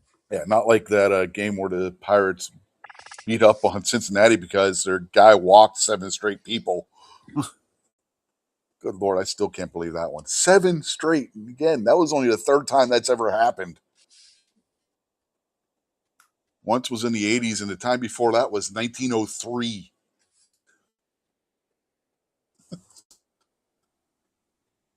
So that give me an idea how rare it is for somebody to walk 7 straight batters. That's just bad. Was it the same pitcher? Or No, that's the worst part. It wasn't the same pitcher. can say if you leave a pitcher on the mound long enough to walk in 7 people, then that's manager's fault right there. One of them was a hit batter, and the rest were all bases on balls. Like, what the hell?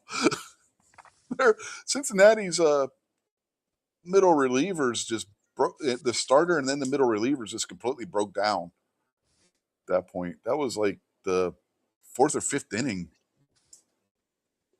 and the starter was on thin ice as it was because he had already given up like 6 runs before that. I'm Yeah. like, I'd have to check my text because I was texting you guys as this was happening. Like, this is ridiculous.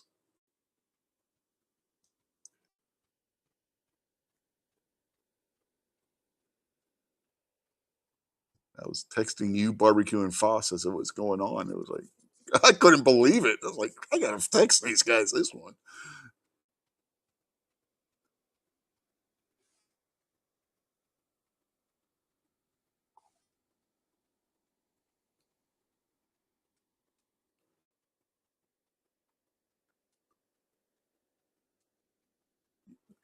That was the What bottom of the posi- second, so yeah, it was the starter. Holy what shit! position does Gizzard play? What's I saw Foss ask that out in the chat. Yeah, he walked I'm the too guy. old to play any position, man. Yeah, the starting pitcher had walked, and the one and the reliever that they put in to get rid of him in the second inning had walked in 5 runs and walked 7 straight batters. It was like, what the hell? And then at the bottom of the fourth, it was 14-3. That game ended up being 17-7. The final. That was a Wow. football game, not a baseball game at that point. If you looked at that scoring, you didn't know that the Pirates and Reds were a baseball team. You would have thought there was a freaking football game with that score.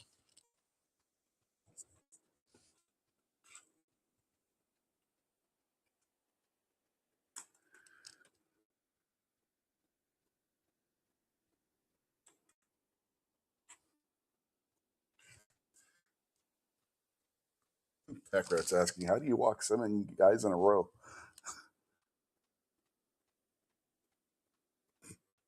Bad pitching. You don't throw the ball over the plate.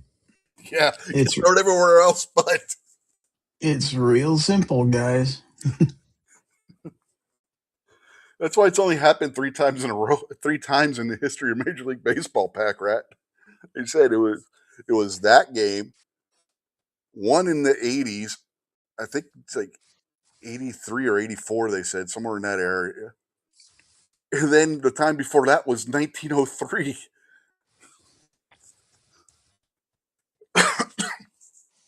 So it's not something that happens very often. Packrat said at least somebody didn't hit a grand slam. I think somebody in that game did actually. That was a crazy game. That that game. The Reds forgot to bring their pitching staff, and they went through all of them. They ended up having to use a position player to pitch at the end of the game. They At went a through their certain entire point, at a rotation. certain point, you have to. Yeah, because you can't put your starters in as relievers. The back in the old Oh, I've back seen in, them do it in I was going playoff to say games back in and the old stuff days, like I've that. seen them do it, but you don't want to do that, generally speaking. No, I mean in college sometimes, and yeah, in the playoffs with everything on the line, like in a deciding game, you might, but Hmm. and usually it doesn't work out well. Of course, the one exception I hate to even think of because we lost the World Series because of it was Game 7 in 2014. We were playing the Giants, and the Giants ended up taking Madison Bumgarner, putting him in as a reliever in Game 7. And he ended up shutting us down the rest of the year. It's like, damn it, his only relief appearance of the year, and he pitches like that. You get lucky every once in a while, but mostly you're like, you want to save your arms, you want to get out of town, You put position players in because they aren't good enough to even try to finesse the ball around the plate. They're probably just going to serve up fly balls and stuff like that. And you hope the park will hold most of them so you can get in the showers, at that Hmm. point. That game with the between the Reds and Pirates, the Reds used like 8 or 9 different people on the mound in that game. It was crazy. It's like I've never seen somebody go through their bullpen that damn fast. Like every inning, you had a different pitcher.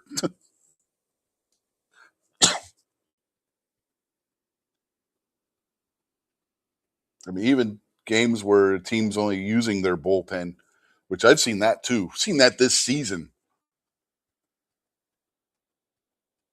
It usually doesn't work out well. Where they do what now? Where they use the bullpen instead of a starter. Pirates did that a couple games ago. They didn't use a starting pitcher. They just had the bullpen pitch the whole game. Why would you do that? I don't. I They don't hadn't understand that logic. they hadn't had a travel day, so they wanted to rest their starters. Oh, That's what the announcers gave as their reason. They were told why they were doing it because they wanted to rest the starters because they didn't have a travel day.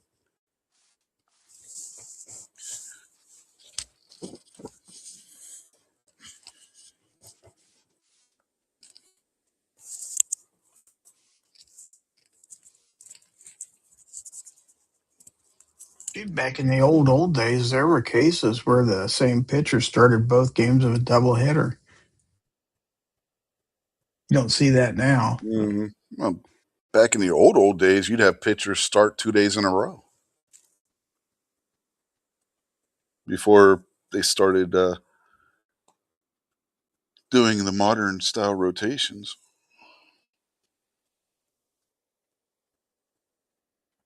The reason why they moved the Babe Ruth to the outfield wasn't because he couldn't pitch 2 straight games; it's because they couldn't have him pitch every game. Whereas in the outfield, he could play every game. Well, they wanted his bat in the game, yeah. Yeah. Of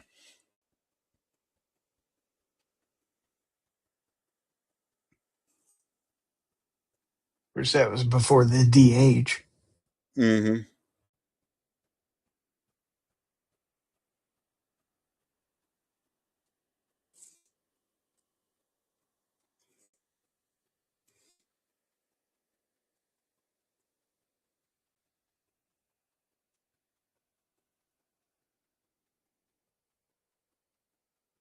Of course, then they changed the rules for Otani, and they made they made it to where you can have a starting pitcher also be in the lineup as a DH. I think that was 2022. They changed that rule. So that way, if you have to take the pitcher out, he can still stay in the game as a DH. But prior to 2022, you couldn't do that. It's kind of silly.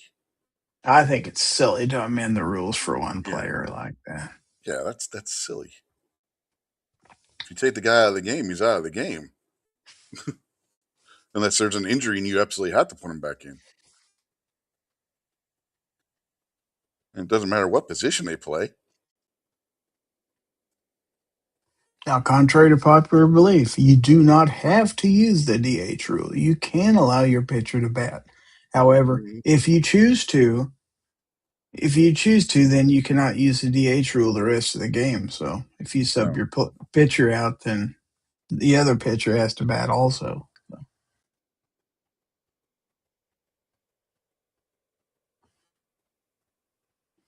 but who's going to do that?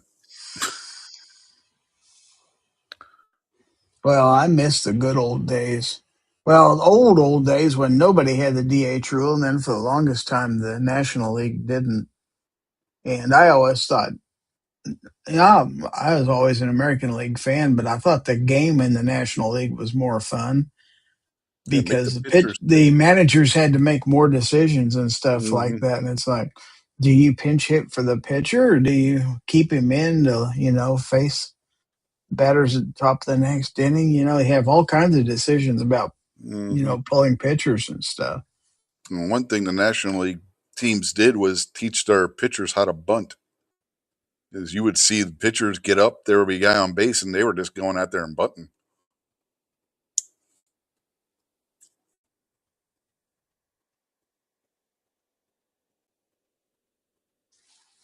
Well, most of the younger people don't even realize it. I don't know about you, but when I was a kid, there was no such thing as a DH rule. Not in Little League, not in high school, not in college. It didn't exist. So I was used to, pitchers always batted and stuff like that. And pitchers had to learn how to at least, do the fundamentals of batting. It wasn't like, oh, I can pitch. I don't have to bat.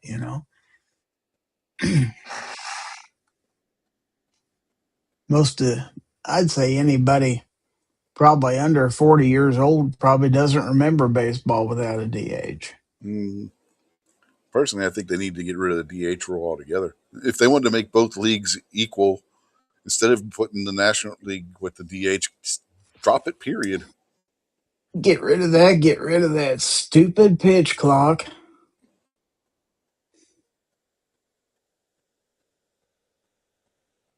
I'm okay with ABS. I'm okay with challenges. Yeah, It's fine. ABS is Works cool pretty well. because you can see exactly where the ball went. Depending on Eh, camera angle, sometimes you can't really tell if it was a ball or a strike. It'll look like a strike, but it was actually a ball when you look at on ABS. You know what I mean? Seeing that time clock on a baseball field, it just doesn't look right at all.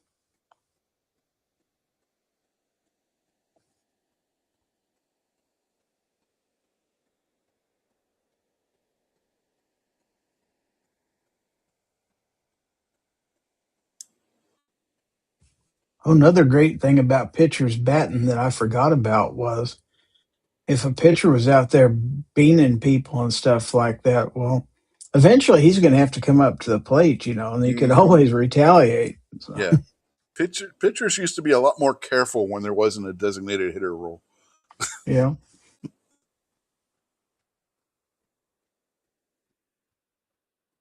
Now you got pitchers that are throwing a ball that might actually just about be behind the batter.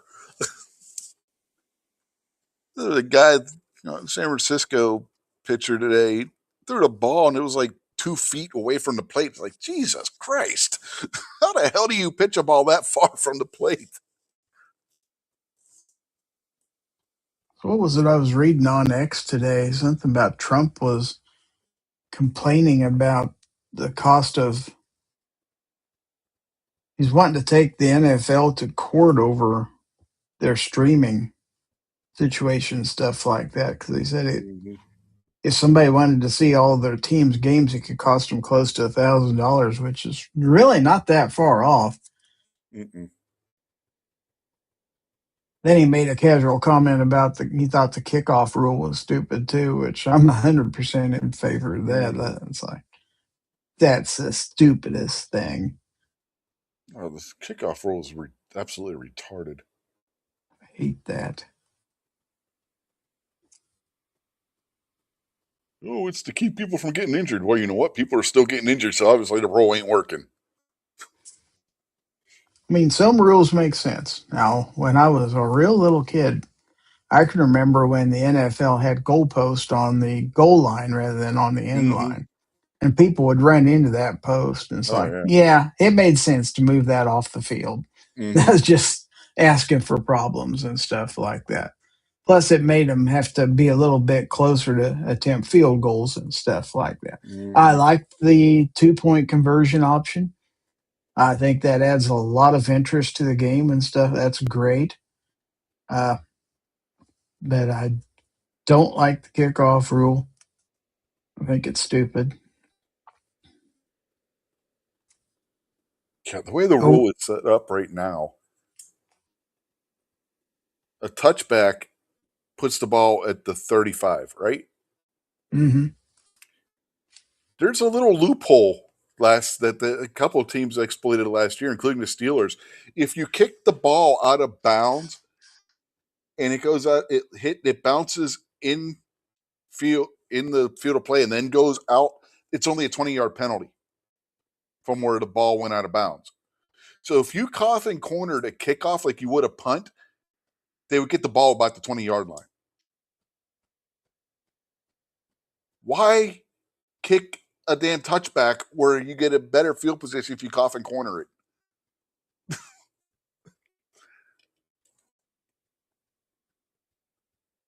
There was talk that they may be changing that this offseason. I don't know if they have or not, but yeah, there were a couple of games where teams did that. Steelers did it a couple of times where Boswell cough and cornered the kickoff.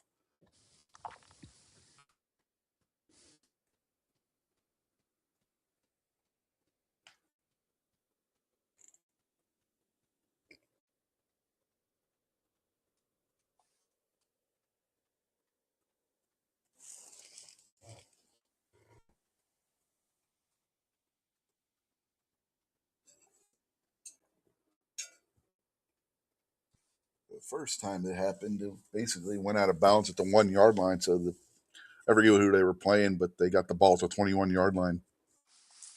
Whereas if you would have kicked it into the end zone, it would have been the 35.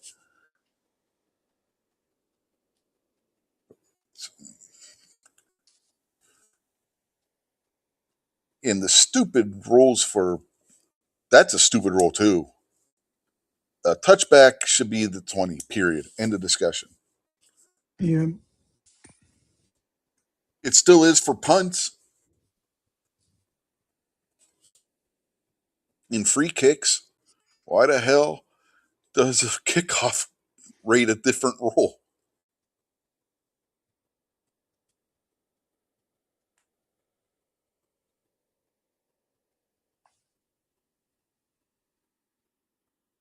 Doesn't make any damn sense.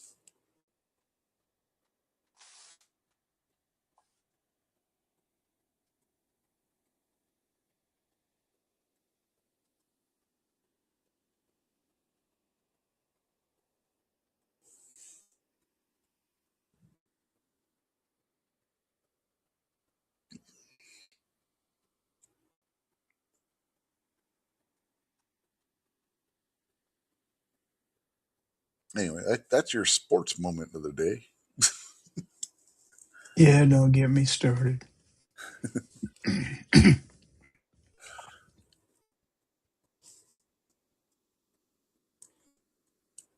What else is going on this week?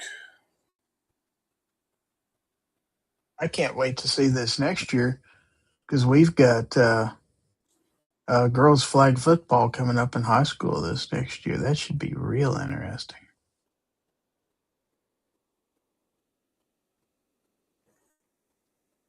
2028 is going to be an Olympic sport.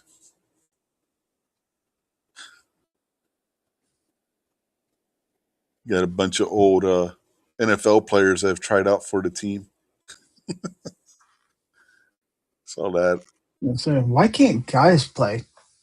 You know, why does it have to be girls touch football? It's kind of I never understood high school volleyball. It was always a girl sport. It's like I'd love to have played high school volleyball. Men play volleyball. Yeah. We had boys and girls volleyball teams when I was in school. I So don't. you have boys and girls track teams. You have Mm-hmm. boys baseball, girls softball, which is Yep. fine. Yeah.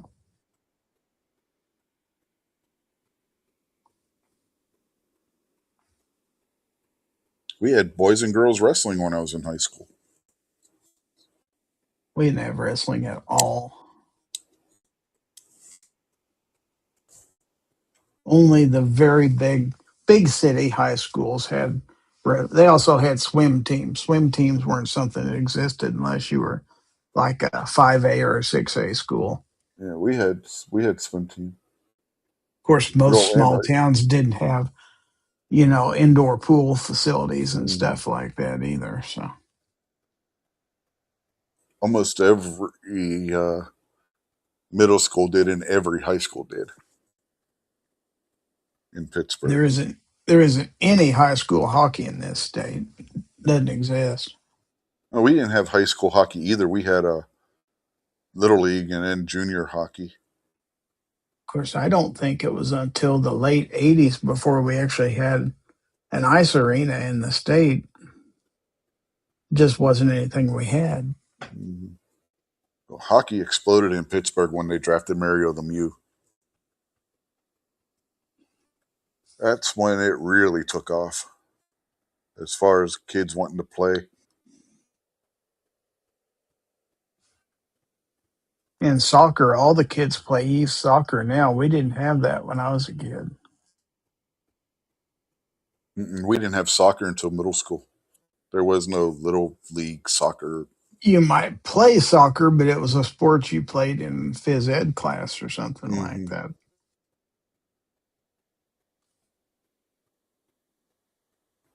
Girls wrestling that started when I was in high school because you had a bunch of girls from different high schools got together and they got a petition drive going and forced the Board of Education to implement girls wrestling because they didn't think it was fair that they didn't have wrestling or some other sport that would coincide with the boys wrestling team.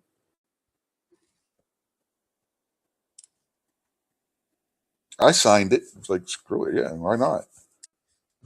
They want to go out there Well, and do it. Let them. nowadays, boys and girls wrestling is just pretty much a given anywhere in the state. Mm.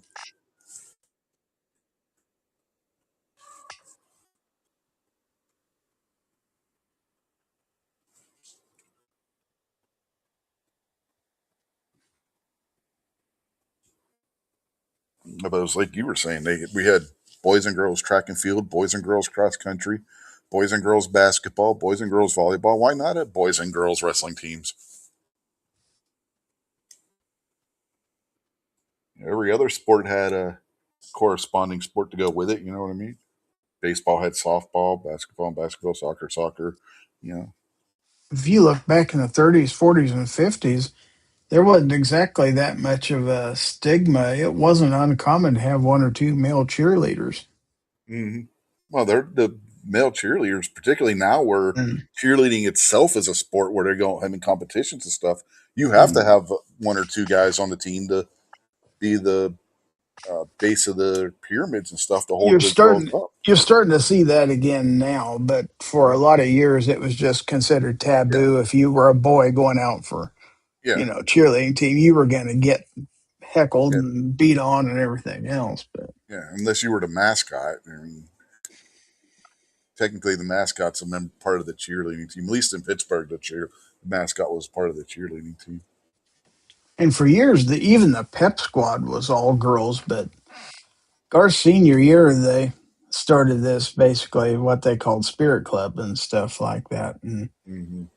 if you if you would join a spirit club, then you got a shirt to wear at all the games. You'd get free admission and free transportation to all the games. So we had a spirit bus you could ride. And basically, it was free. So if you wanted to go to the games and go out of town and travel with the team, it was something you could do. So yeah, we had several guys joined it. At least it ensured they'd have a decent sized cheering section at all the games.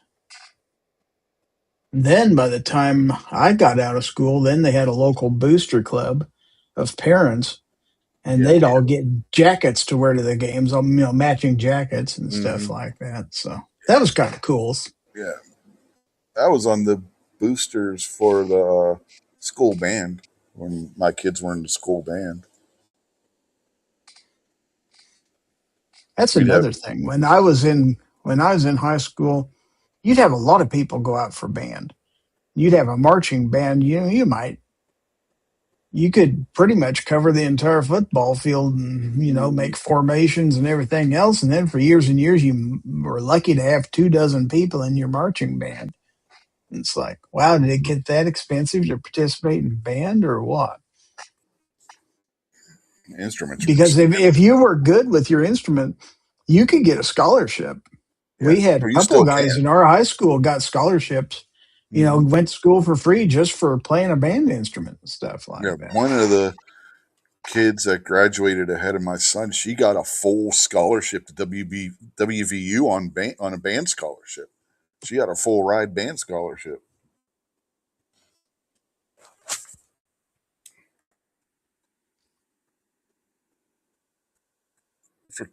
think she played clarinet or one of the woodwinds. I'm pretty sure it was clarinet. I never did that. Now, I was in vocal music for years and years, so when they do the singing on stage and stuff, I do that a lot of times. But the school music director wrote WVU's music director and went with her to a tryout and everything, and she knocked her socks off at the tryout.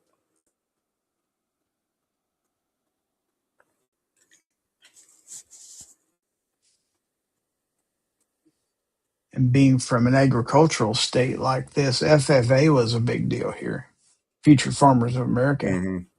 They all had matching outfits too, and they got to do cool stuff like go out of town during the school day, go to judging competitions and stuff Mm-hmm. like that. It's like, must be nice to be a farmer.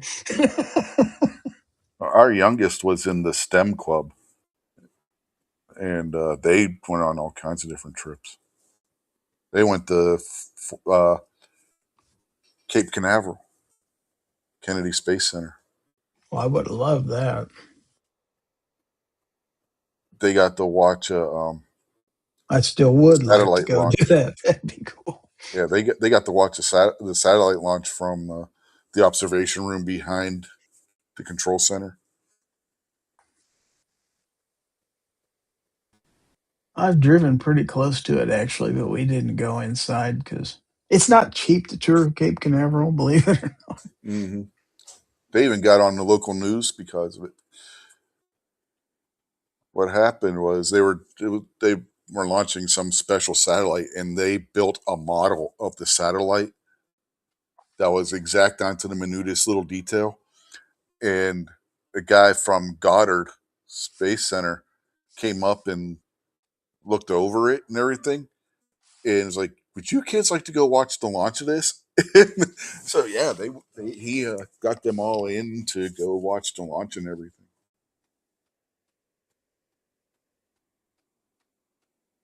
He was impressed because you're talking like kids that were in seventh and eighth grade at the time. That was like that was the highlight of her year that year. She loved going down there and seeing that. Well, when I was in high school, it was still basically the tail end of the Apollo program, so it would have been a pretty big deal to go see a launch. Well, they thought it was a big deal just to go watch a satellite launch because they got a tour of the facility and everything. They got on the local news. They were NASA's cable channel that they have where they show just what's going on in that. They were on there. They got on national television. Well, do you remember when they were first rolling out the space shuttle? And they did a couple missions where they put the thing on top of a Hmm. 747 and would Yeah, fly it up and yeah, release it. yeah, the Enterprise. And we happened to be, we were going down to Texas on vacation and we were in Austin. And the airport in Austin's right alongside, or at least it was then, right alongside I 35. And you could basically, they were on the radio talking about how the space shuttle was there. And as you got close to the airport, there were people just pulled off to the side of the road, and stuff like that. Hmm. So I asked Dad, I said, "We got a few minutes to kill?" He said, "Sure, why not?" So I found an empty spot and pulled over. And we actually saw they had the thing on top of the jet and they were bringing it out onto the runway to taxi off and stuff. We saw it go right by us. And I thought Hmm. that was pretty cool because we weren't that close, but maybe 100, 150 yards away. Hmm. I used to have a die cast, like Hot Wheels type thing, where it was the specially made 747 with the Enterprise on the back of it, and the Enterprise would come off. It was kind of cool. Hmm. That's the closest I've ever been to a NASA spacecraft. Well, that's not true. I was in Pensacola Naval Air Station once where they had, I think of the Gemini capsule that they had in there that had been used in a previous mission that you could actually they had it open where you could Hmm. stick your head up in there and stuff. That was pretty cool. Yeah, I've been to the Air and Space Museums, the one at Dallas and the one in DC itself, and they got a lot of the old spacecraft and stuff in between the two of them that you can go take a They look at, have including a space they shuttle. have one of the old Apollos, I think, is in Hutchinson here at the Hutchinson Space Museum. And it may be the Apollo 13, as a matter of fact, that you can go look at. The Kansas Cosmosphere, they call it. Mm, But I've never been. But even at my age, and that's a 3 hour drive, but I'd love to go. That'd be cool. yeah. My kids Star wouldn't be interested in it, though. Star Trek: The Motion Picture was funny though. Remember the scene where he's going through Captain Decker's going through and going with Aya over the history of the name Enterprise, and they show the space shuttle Enterprise as being where the Starship Enterprise got its name from. You know what the irony of that is? The Hmm. shuttle Enterprise was named after the Star Trek Enterprise from the original series. So basically, the Gonna Enterprise say, named after the Enterprise was named after the Enterprise. because I thought when you got to the next generation in 10 forward, they actually had the steering wheel off the USS Enterprise ship mounted in front of the window. I The believe I aircraft saw it carrier one did. time. Yeah, probably. Because you could go up there and it had this, big wheel and stuff, Yeah, there and was it a had a makeshift plaque steering wheel. underneath it from USS Enterprise. Yeah, yeah, but if I remember right, Captain Decker points at that and tells her that that is specifically what the Starship Enterprise was named after, which is And then funny in because this, that's what they named the shuttle after. in the movie Star Trek 4, and they're in San Francisco Harbor, Hmm. and they sneak aboard that ship. Chekhov calling back the ship. He says, "And it's the Enterprise." Yeah, yeah, that was the aircraft carrier. Hmm. Almost died that day. Hmm. Yeah, he did. And then McCoy gives the woman the pill and she grows a new kidney. Dialysis. What kind of barbarians are these people? Gives her a pill. Here, take this. You gave me a pill and I grew a new kidney.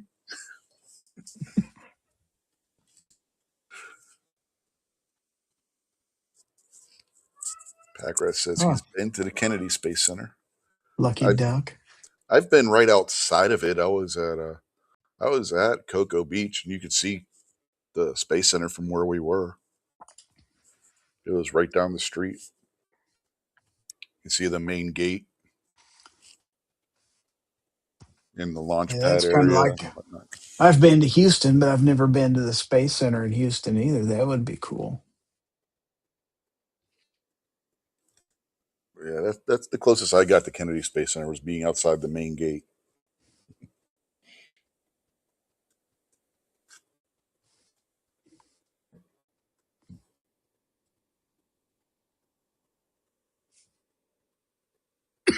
The road to Kennedy, you had houses on the right side of the road as you're heading towards the Space Center, and then the other side of the road was just beach. I don't know if it's still that way or not. That was 88, 89, somewhere in that area. A lot of that beach land in Florida you can't build on because it's considered endangered and stuff. It's Hmm. protected by you can't do anything with it.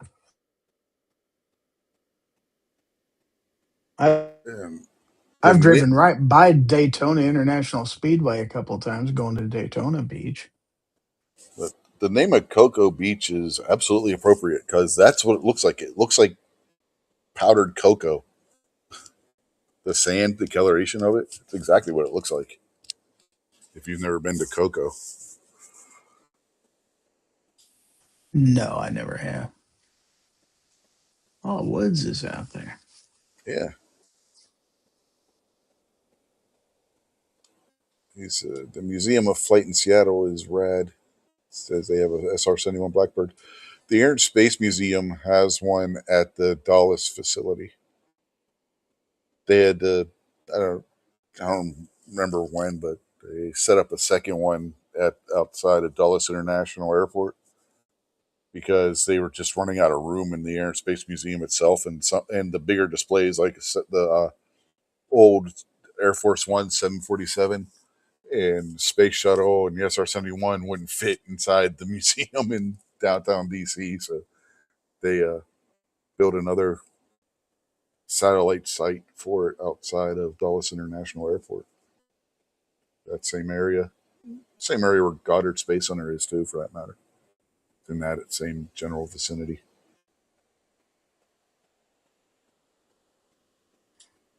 Foss was out there with his song lyrics. Mm-hmm.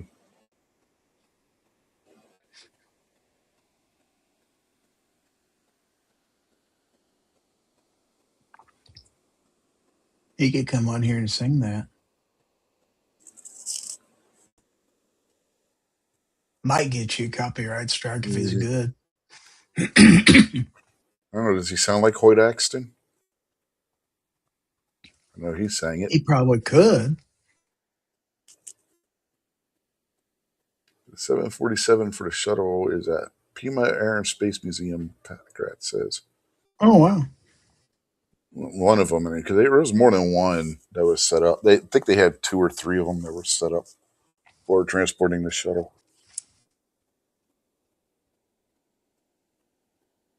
Which says the museum he used to talking about is down the street from the Boeing plant. Makes sense.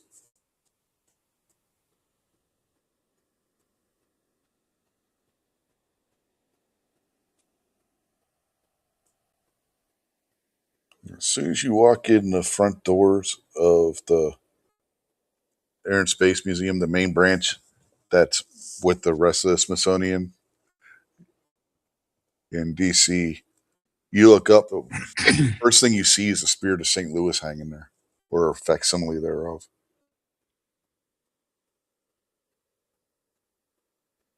And then there's some kind of missile or rocket or something that's there too. I don't remember which, but it's kind of cool. You look up and that's what you see. You see the Spirit of St. Louis and then this missile or rocket or something. Okay.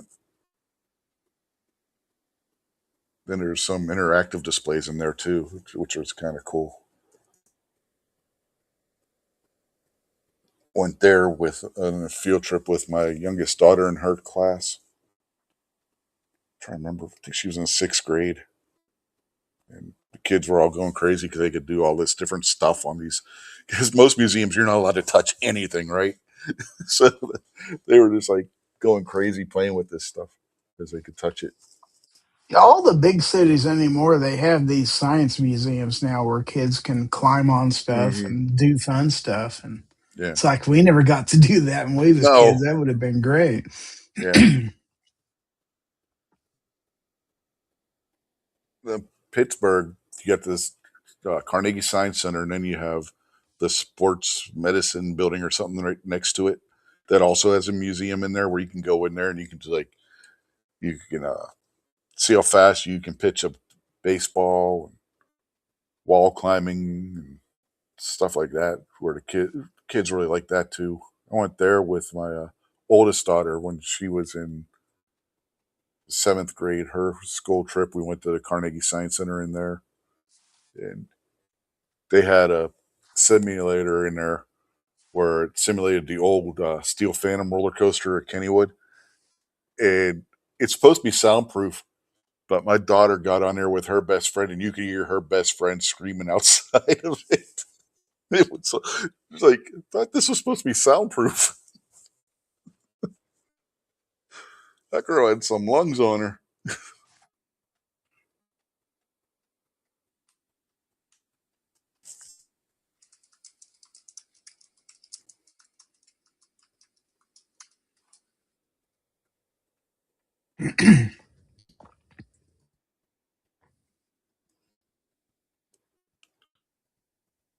Yes, the Apollo 13 command module, the Odyssey, is in the Kansas Cosmosphere. So Cool.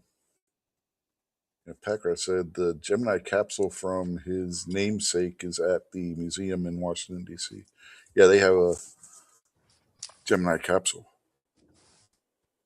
I think. Gemini capsules weren't real big. Well, neither was the No. Apollo, but at least you could get three people in an Apollo. Yeah, Gemini was one person.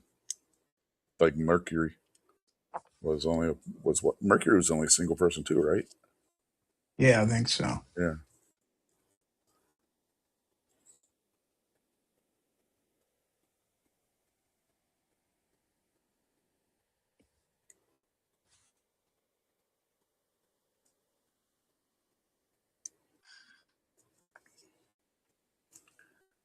See if anybody else. If we still got viewers over on X, we got 3 people. It says watching on X. Uh,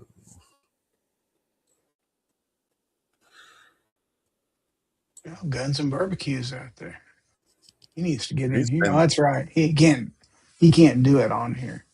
well. He could if he used his computer, but he insists on using his phone. Packer said Scott Carpenter. Okay. Oh, okay.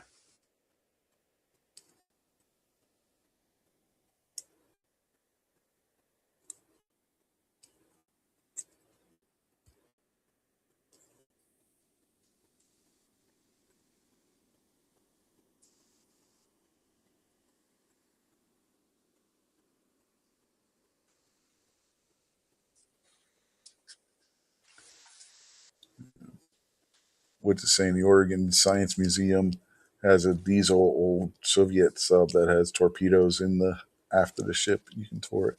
Yeah, Carnegie Science Center in Pittsburgh. They have old World War II era ship, USS Peckman submarine.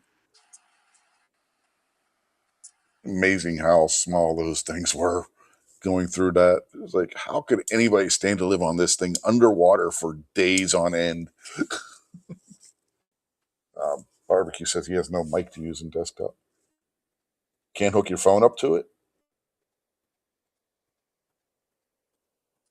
There should be a way where you could use your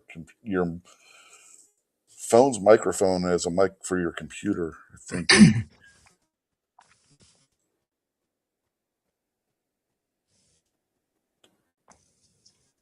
Or even if you had a good pair of earphones, should work. Yeah. Or a gaming headset or something like that. Mm-hmm.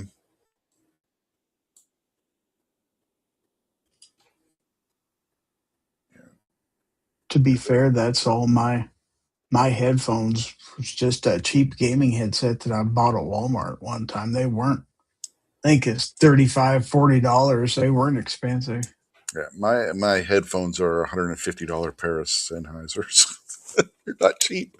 And then I got the microphone using a wire management tie. Right now, I'm using a pair of Apple AirPods, but they're not cheap either. They were close to $200 when I bought them. So Barbecue said that's way over his technical capability. I've only got three sets of AirPods. Could probably spare some. Yeah, I got the what is it, lavalier microphone, just basically attached to the headphone cable with a cable tie, a Velcro cable tie, because somebody broke the dang clip off the back of it. That's what I Oh came up yeah, with. they break. Mm-hmm.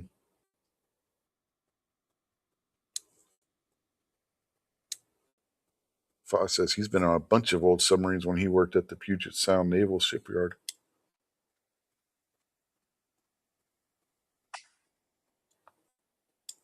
Packard said he can use his hearing aids as earbuds. Yeah, newer ones you can. So like if I really needed to, if I got desperate, I could use my ear protection as headphones. They have a jack on there where you can plug a headphone cable into them. See, I can do the opposite. Mine are AirPods, but they've also been certified for use as hearing aids. These ones I definitely couldn't. These Sennheisers because they're open back. Sound goes right through them if it's a certain volume.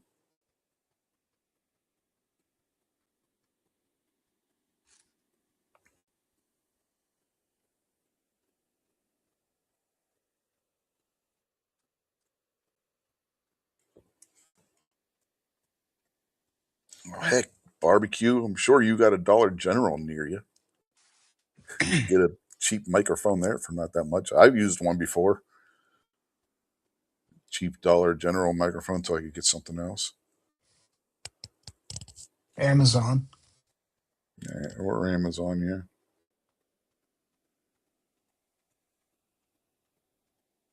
Fox says he once had to do work in between the inner and outer halls. Not fun. On a submarine, if you're talking about the old school submarines, yeah, that probably was a tight fit.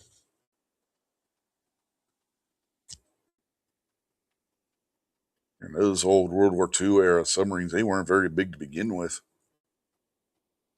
Harvey says, "What's a Dollar General?" Oh, the things that are popping up everywhere like rabbits.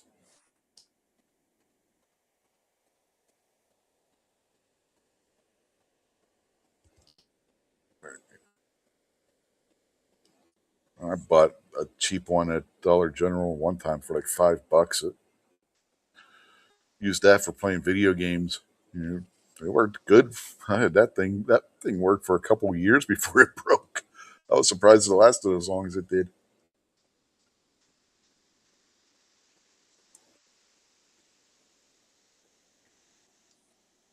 You know, one of those little ones is like a little black circle that had the cheap ass pocket clip on the back.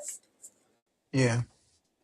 It wasn't even spring loaded. It was just a clip that was built into the plastic of the microphone itself. It lasted like 2 years, 2.5 years.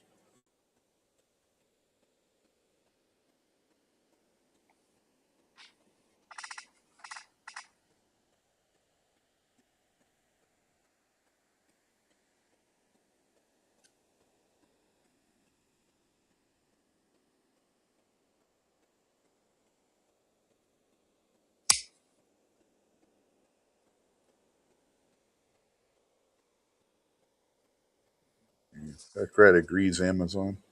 I didn't say that already. I don't remember if I did or not.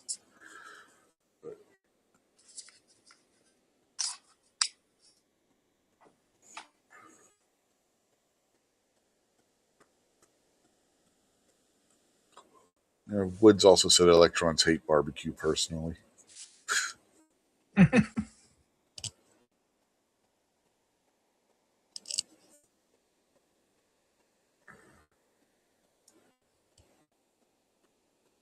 So I think what else we got going on this week.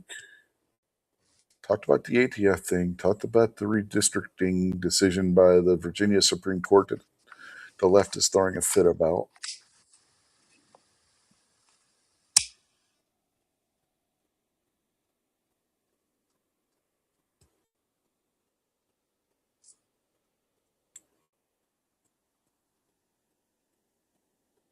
There was something else, and I don't remember what the hell it was now.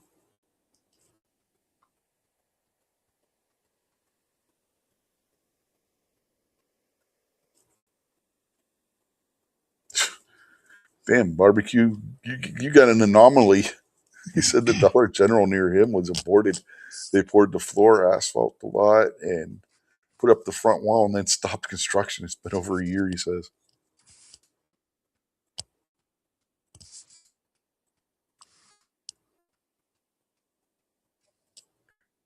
Barbecue says electronics hate him and he hates them.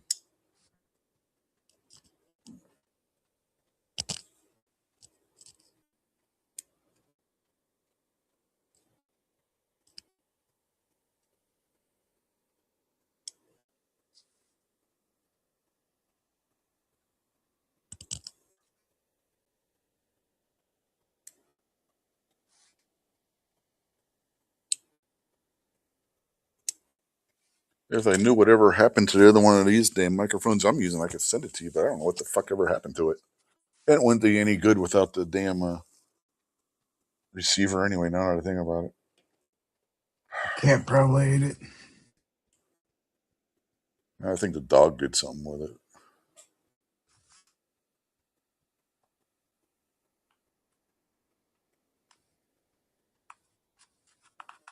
It disappeared when she was a puppy, so I got a feeling she had something to do with it.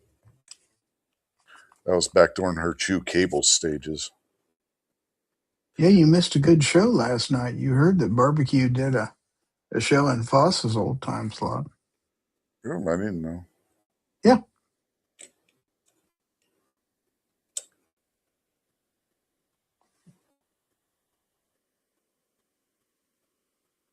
didn't do a bracket though.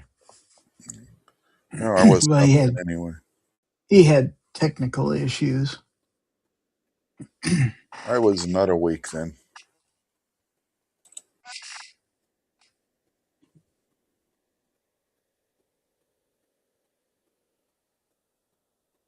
Barbecue says the cats did it and blame the dog. No, it was definitely the dog.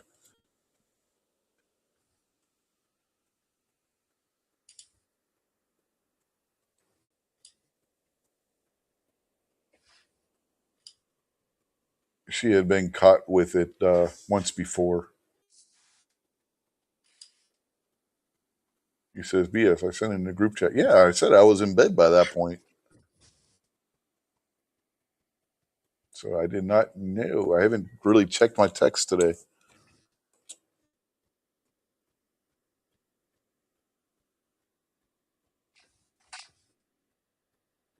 Foss says a lot of him arguing with G-Webs over physics. Oh, Jesus Christ. That had to have been interesting.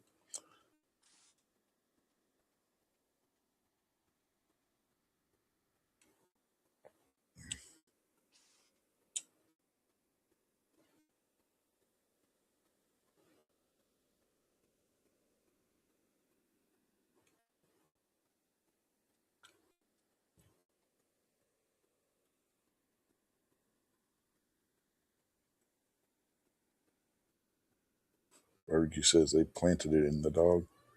No, she was caught red-handed when she was a puppy too, and things like that.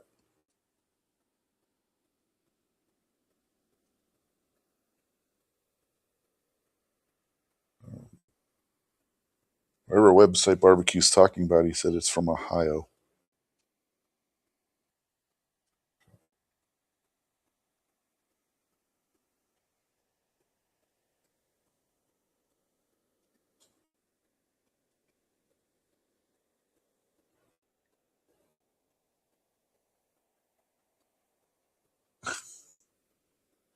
Justin Grimm out there, Grim Reaper Reviews. He says, in one multiverse, you were single, catless, and I was skinny. He was skinny. Woods wants to know, what's the most Mother's Day gun? Mm, Sig P365 Rose, maybe? Got a flower on it. What do you think? It could work.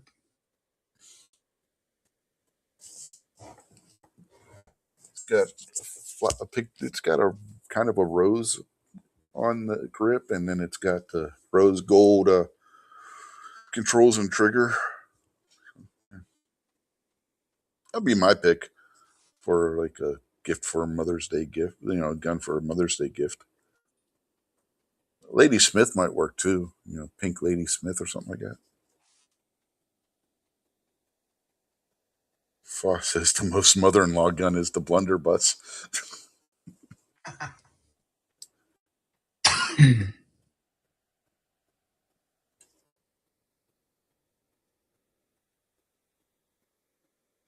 Oh, Barbecue meant to say that G-Webs is from Ohio.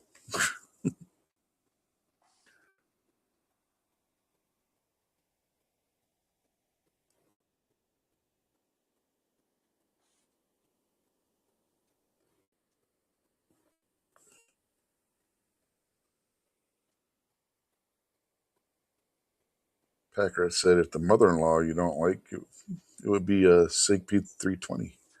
I can think of worse guns than a P320 to give somebody.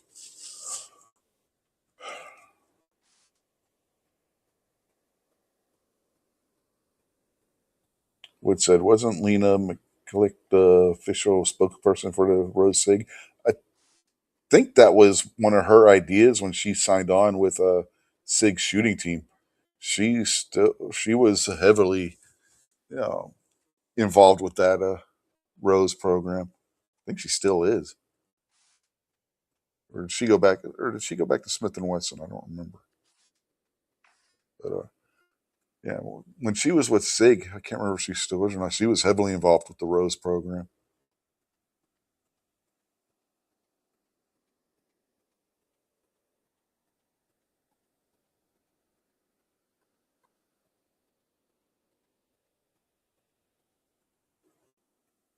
Packer said she was. She's back with Smith and Wesson now. Yeah, I thought I heard something about she went back to Smith and Wesson. Couldn't remember for sure if it was her. But I thought it was.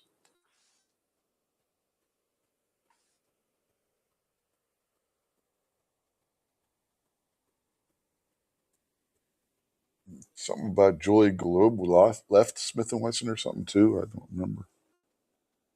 Or was thinking about it or something. I forget. I didn't see anything from her in forever.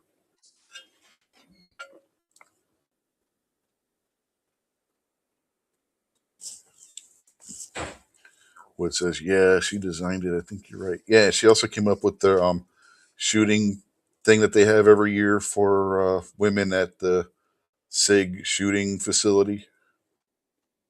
They just had that.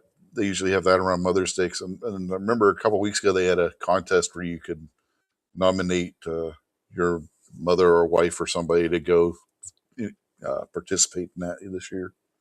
They're giving away a slot. Because normally you got to pay, but they were giving away one of the slots up for it this year.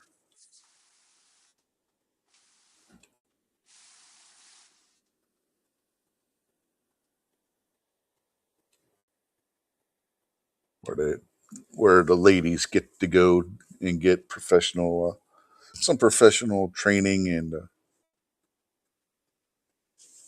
just in like a big dinner or something like that for celebrating mothers and stuff like that or something along those lines. That was part of the Rose program too.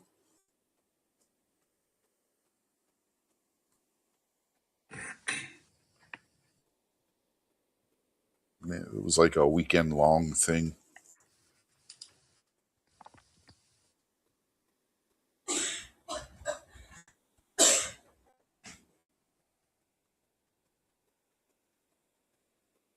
They just came out with a Rose version of the 22. The was it the 322? I think it is that Sig has. Got an email about that. It's like every other email I get from Sig is about the Rose stuff.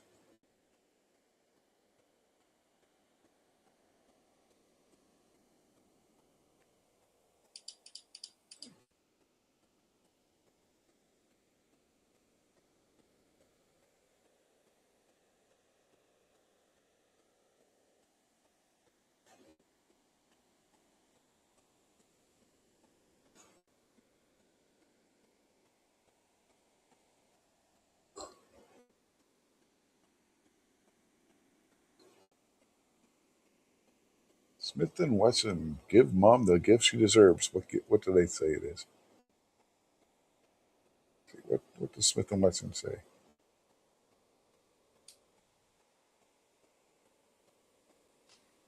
It says slides. Slides for the bodyguard. They have prison pink. What? Prison pink? What the hell? Is that a Arizona version? Sheriff Joe with his pink jail uniform. Oh yeah. Then they got one in rose gold.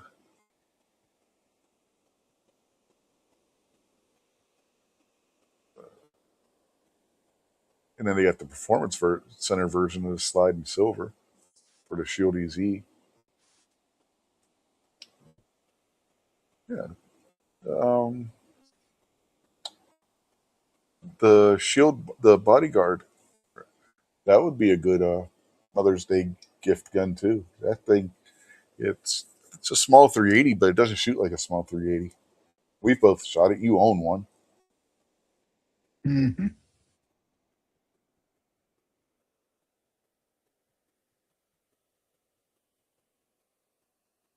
Yeah, yeah. The Shield Bodyguard 2.0. Yeah, that'll be a good Mother's Day gun. Get her Oh the yeah.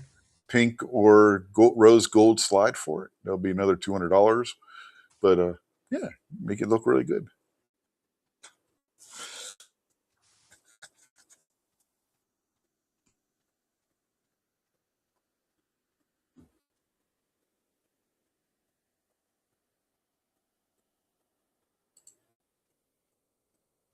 But yeah, there's another option if you're looking for a Mother's Day gun.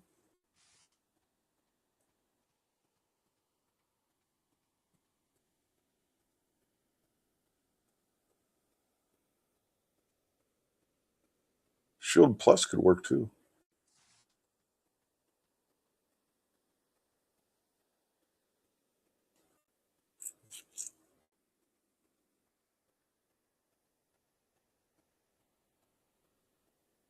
And of course, Sig Sauer says the Rose is a good Mother's Day gift.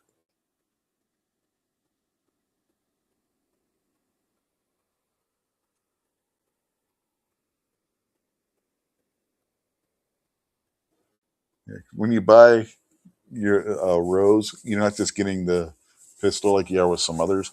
You also get free educational videos and stuff.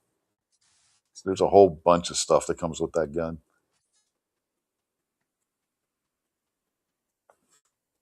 And then there's all kinds of Rose themed other things that you can get for it too, like a fanny pack holster setup. Crossbreed has one of their holsters that's got the Rose theme to it, whatnot. So yeah, it's a whole thing. It's not just the gun. Hell, they even got Kershaw knife, the leak in the Sig Rose color scheme, Wow. and it says Rose on the blade in that script of theirs.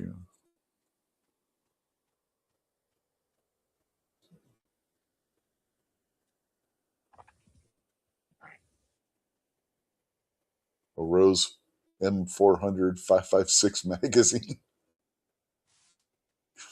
from Magpul. So yeah, there's all kinds of stuff you can get that in the Rose theme now. Started with a P365, but there's all kinds of stuff.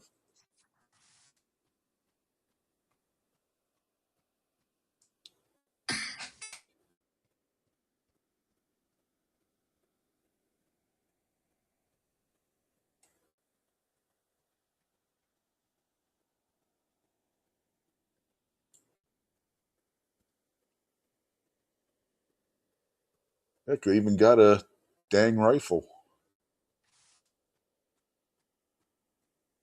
There's a Rose version of the M400.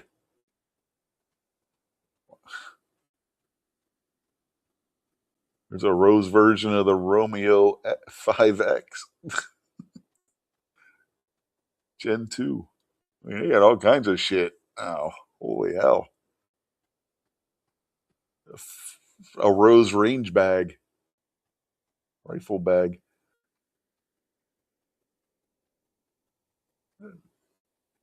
Yeah, they went whole hog with this Rose stuff, man.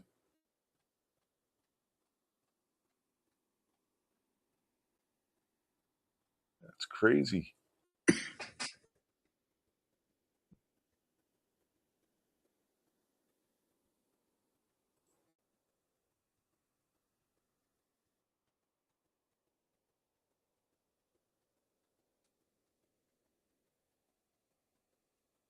The Romeo X enclosed one, they got a version of that that's Rose themed. A Rose gun mat. Even ammo. Rose V Crown in 9mm. I guess you're going to have the Rose pistol. You got to have matching ammo.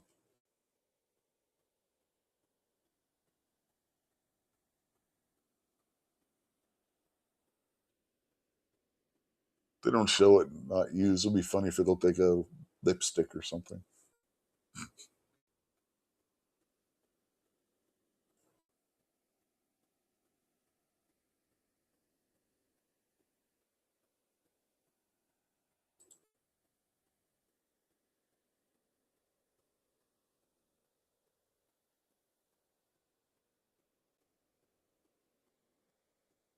Yeah, no, it's just it's not. It'd be funny if they did though. Powder coat it like red or something.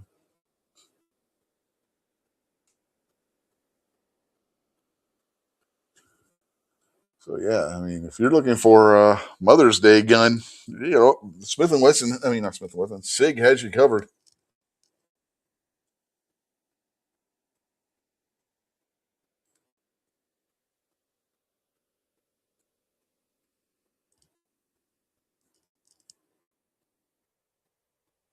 Boss says you can get a rose gold Colt 1911.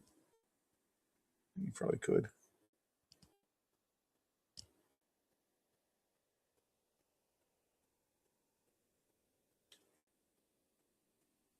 Yeah, I'm just going to ignore barbecue.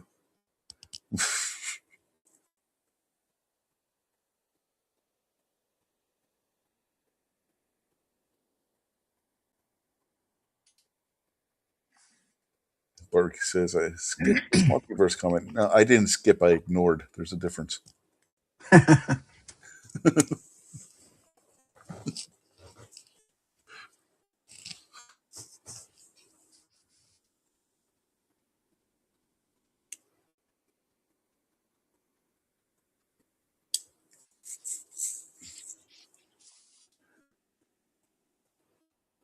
So yeah, I think we got the Mother's Day guns covered. I'm sure there are probably others that would work, but yeah, Bodyguard, Lady Smith, or Bodyguard 2.0, I should say, because Lady Smith or Sig, anything from the Rose line, because it's not just one pistol anymore. It used, like I said, it used to just be the P365 and either the 9 or 380, but now they got a bunch of other stuff too, apparently.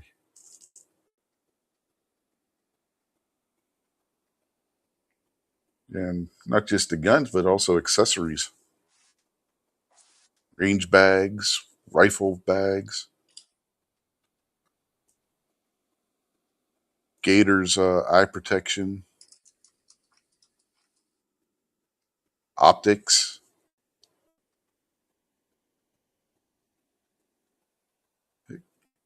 Heck, if you got the money, you can really make your mother happy and get her a Sig M400, a P365, and all the accessories to go with it. And all have it be Rose themed.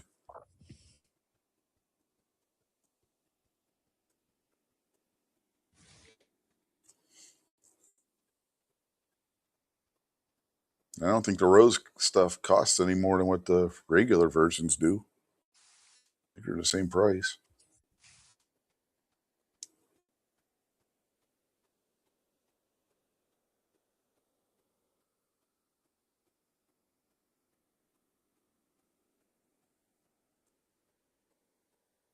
Of course, the rifle's probably going to cost a small fortune because SIG rifles aren't cheap.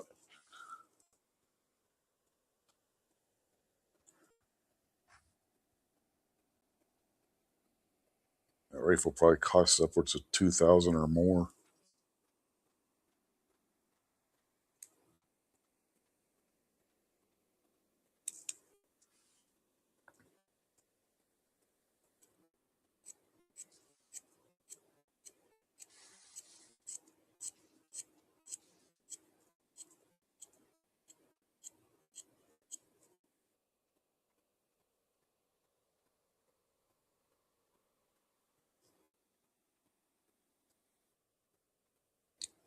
I still can't remember what the hell that other thing I wanted to cover was.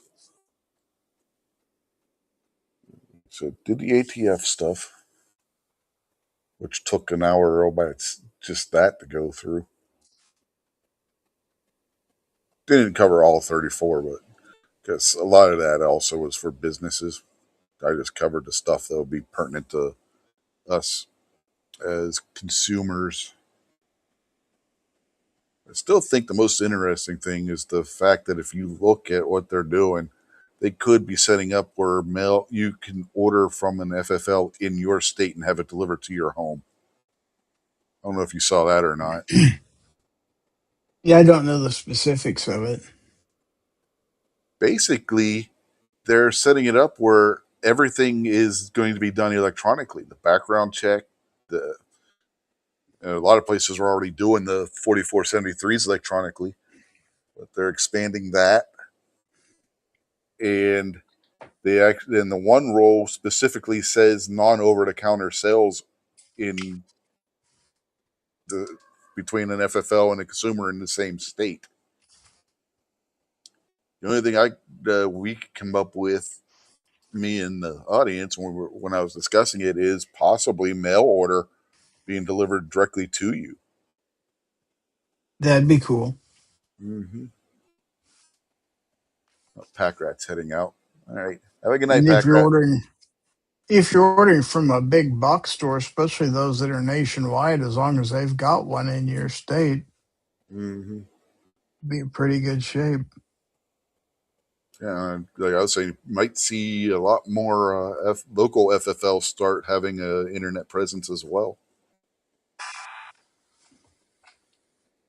There you go. But like to your point, we have an academy in West Virginia now. It's in Morgantown. I could order something from them and have it delivered. And In this state, do we've got Academy, Bass Pro, Cabela's, yeah, Shields, lots of options. we have Bass Pro. We have a Bass Pro not that far from where the academy is. They're right down the street from each other, both in Morgantown. Let's not forget all the farm stores that sell firearms. Mm-hmm. But the one I was talking about with the electronically doing the 4473 and everything, they're talking about doing that on computer. Doing that all not just in store, but that you would do that on your computer,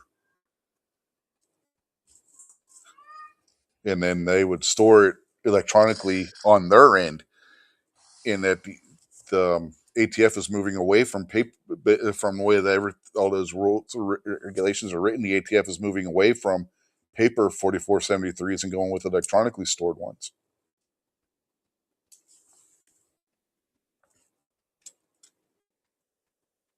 From a logistical standpoint, it makes a hell of a lot more sense. It's got to Mm-hmm. be to have enough photograph and maintain all those paper records. Got to be a nightmare. Yeah. And that's exactly why they said they're doing it. It's to make it easier on consumers and the FFLs. But you still got FFLs that insist on calling in for the background checks instead of using an electronic one too. So I'm sure there's going to be some that'll probably resist. In that case, you can just vote with your pocketbook there. Mm-hmm. Yeah, Packer said he has a doctor's appointment early tomorrow. Well, hopefully everything goes okay. It doesn't sound like fun. No.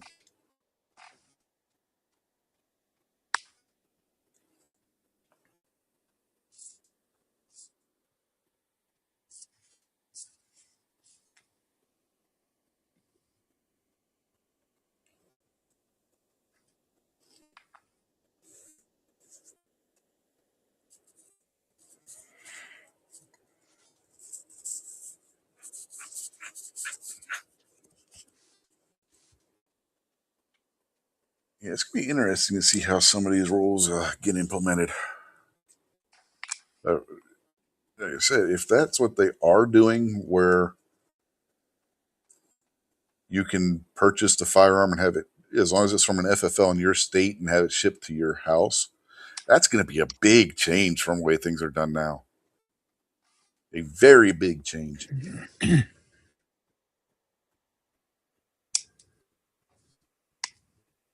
Just hope the post office gets better about losing your mail and stuff. Because I sure wouldn't want a gun lost in the mail. I I don't know if they've changed that with the post office yet or not. I know they were talking about it. So it probably would still be UPS or FedEx would probably be delivering it. They're just about as bad. I was going to say, imagine if Snob did it. They'd leave it at the end of the dirt road. I'm sure their firearm would probably have to have a signature delivery. Oh, I imagine.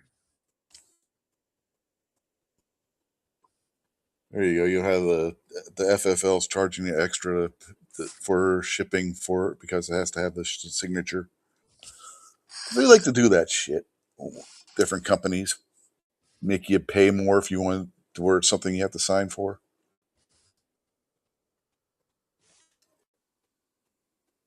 Which says Well, company insurance. even now, if you buy one and have it shipped to your FFL, it still has to be signed for and all that. The shipping Mm-hmm. for that's outrageous too. So it wouldn't be Mm-hmm. any different than it is now. The only time I've ordered something, a firearm online, it had free shipping. So I don't think I've ever actually paid for shipping of a firearm related item. I have most of mine have been free, but Of course, I think, I'm trying to remember. I think I've only ordered two online. I ordered the lower for my SBR, completed lower. I didn't feel like building it. And my Vepr 12. I think those are the only two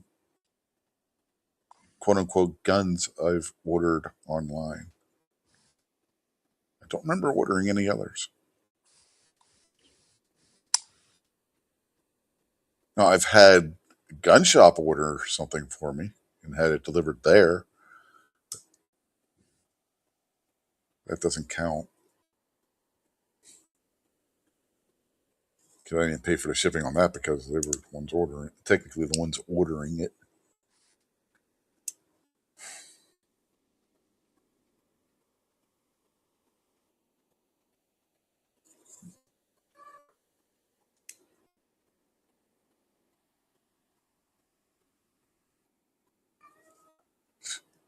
Justin said he picked up his AR upper off the neighbor's porch once while living in Iowa. Could have reported not delivered, but he's honest. Oh, that reminds me of what happened with Amy's phone when she had to send that in for repair. Her old phone. They delivered it to the wrong damn house. Luckily, the lady who lived there was honest, and she called me about her getting the phone. My daughter walked down and picked it up from her.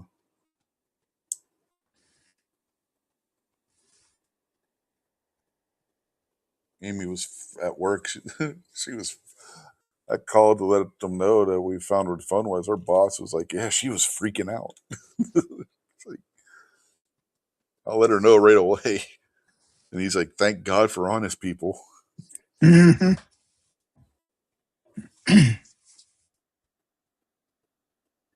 That was her Galaxy 22, I think it was. The ones that were overheating.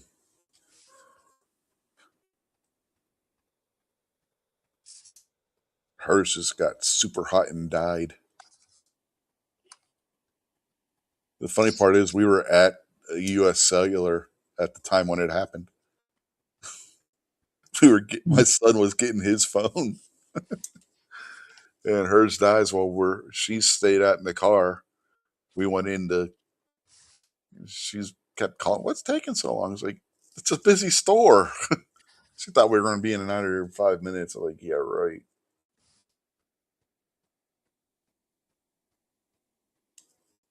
Yeah, we're in the store. He's picking out his phone. Next thing, she comes in. bitching because her phone died. It got super hot and then just died, stopped working. And the guy who was waiting on us was like, "What phone you got?" She's like, "Galaxy 22." He's like, "Well, that's why." He's like, "If you got one of the early ones, they were known to have that issue."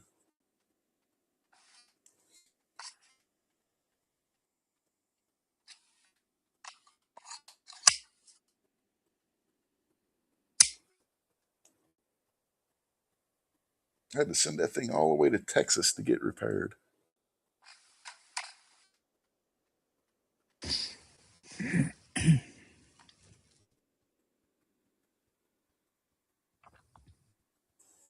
Man, you got to call them, give them your address and everything before sending it in.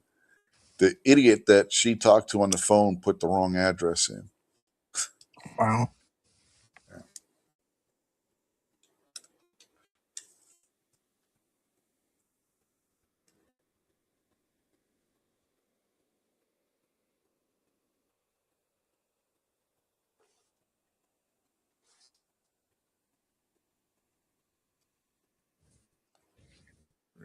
Justin says he's waiting for the IP. I'm guessing he means iPad 18 to come out this fall.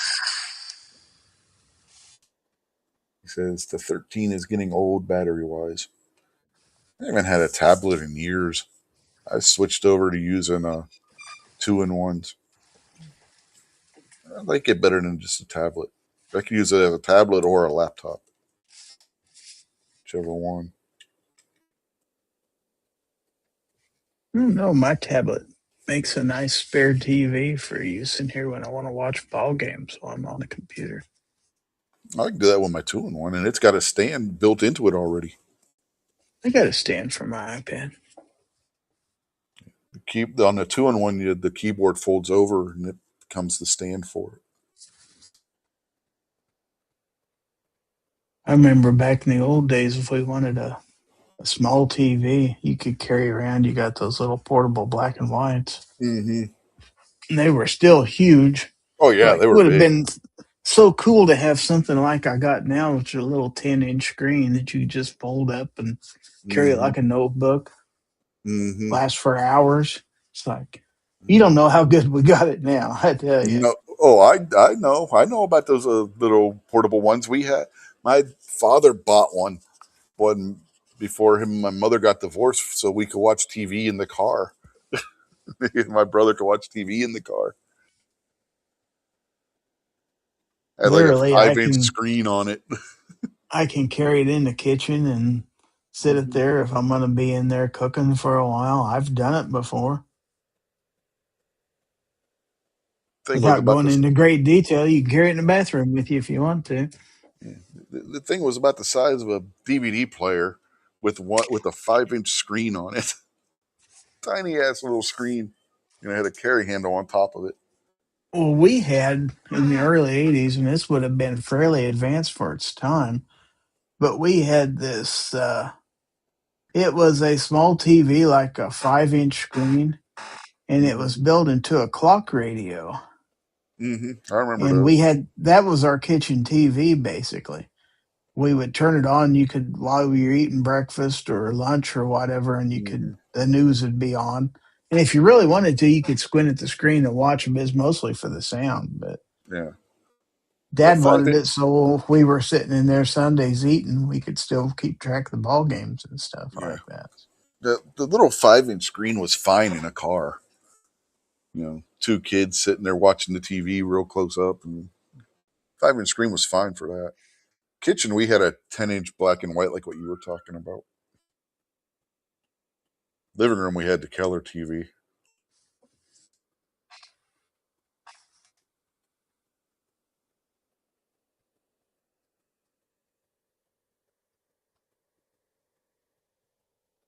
Foss says he has an Amazon Amazon Fire. Fire Tab. Yeah, Haven't heard of that in ages. My sister had one. my son has one, and he did the same thing Foss did. He side loaded the Amazon store. I mean, Google Play Store. He's also got a Google Chromebook.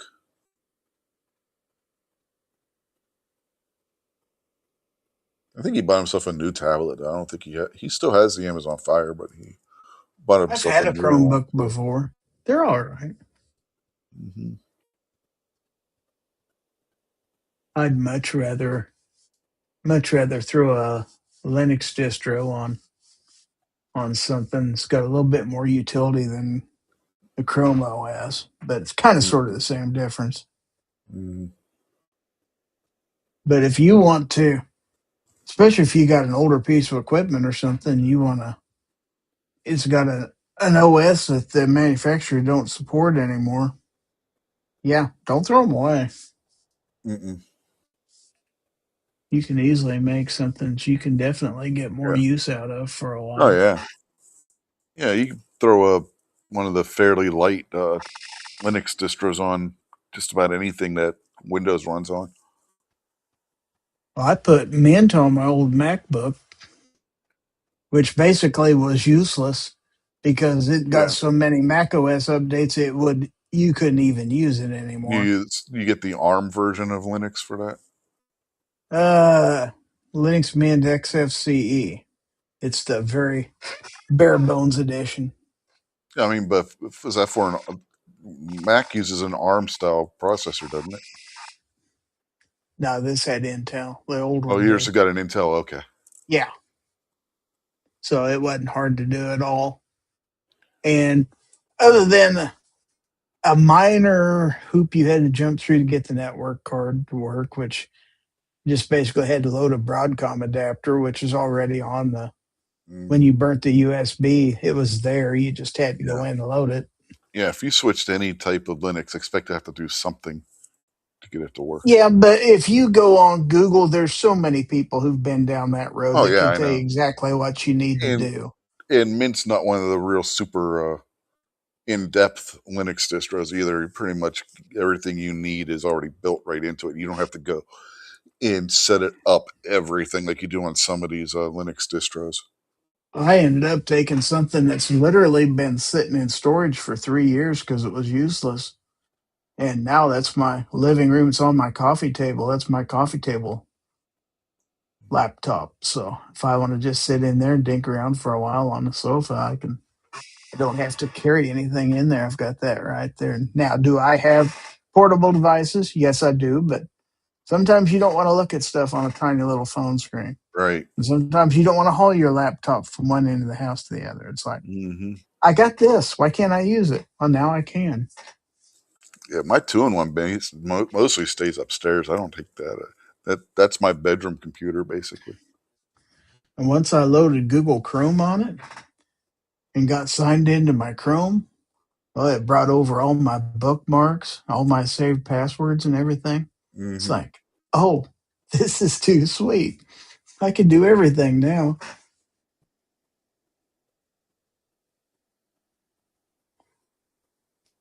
And you can. I think Mint's one of the ones where you can set it up where it looks like either Windows or Mac, if I remember correctly. Yeah, there's all kinds of options. I didn't want to get that fancy with it because I was a Windows guy for years and years, and really Mint right out of the box looks to me an awful lot like Windows XP. So it's like, this isn't hard to learn.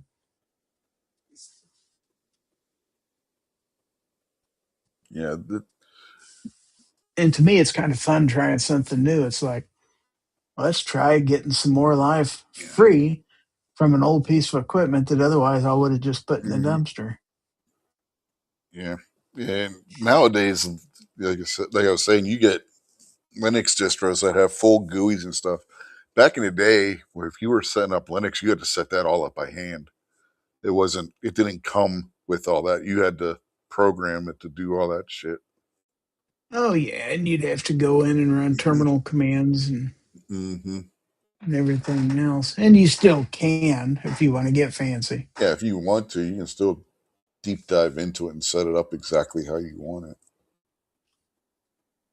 But the nice thing about it is, if there's a distro you're trying and you don't like it, you want to try another one. It's really not that hard to just reburn it again. Hmm. Hell, Literally just a few minutes. you got versions of Linux that'll run off a damn thumb drive. Oh yeah, I actually ran this off the thumb drive first before I installed it just to make sure I was going to like it. And Hmm. it got to the point where I said, "Do I want to reburn this and trash the Mac OS entirely?" And then I thought about it. It's like it's useless to me as is. Why not? Worst thing that happens is it goes in trash. So Worst thing, you brick it. yep, and it was already trash anyway. But it was a shame because physically it's still fine. Screen's fine. Hmm. It's not broken. It's I got the adapters and everything for it. Keyboard still works.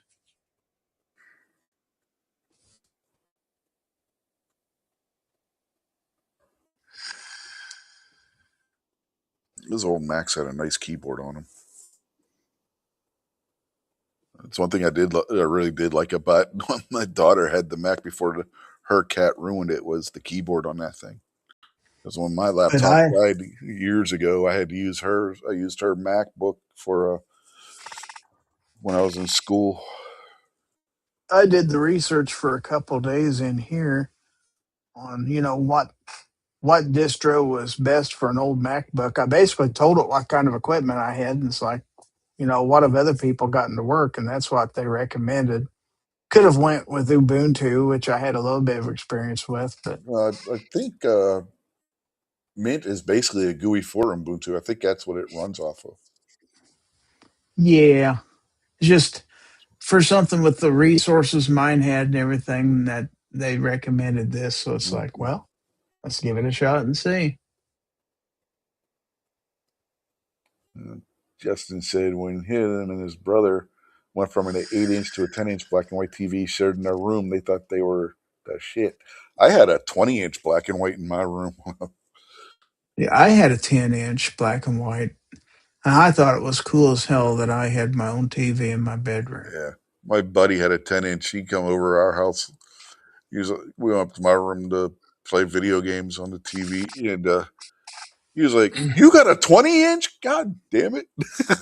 But my folks, they didn't want to pay because back then, if you wanted to have another cable line ran into your room, you had to pay them to do it. Hmm.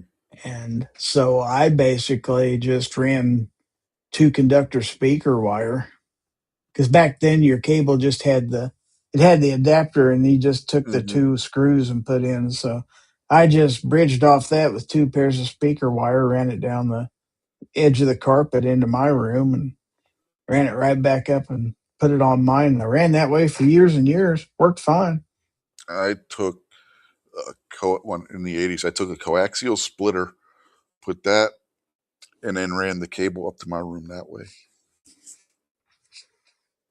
I mean, I had wired stereos in a lot of cars and stuff. I wasn't afraid of using a Hmm. soldering iron and, electric tape. And I had all kinds of wire laying around the house. Of course, back then we was scavengers. If somebody's throwing away an old lamp, it's like, can I have the power cable off your lamp? I'll just Hmm. take that off. Well, there's 6 to 8 feet of wire now for free. Yeah, when we moved into the house where I ran the cable, we had our old cable box, but when they came to hook the cable up, they brought us a new box, and they didn't take the old one. So I used that box, the cable. I ran up the stairs to my bedroom,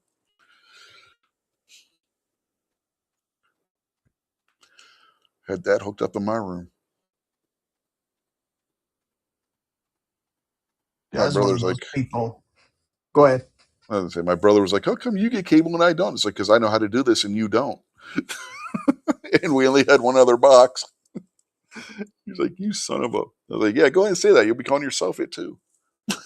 When I would install stereos and speakers in my cars, I'd always, I had my own soldering iron, so I'd solder all the joints and everything for, you taped them up and stuff like that.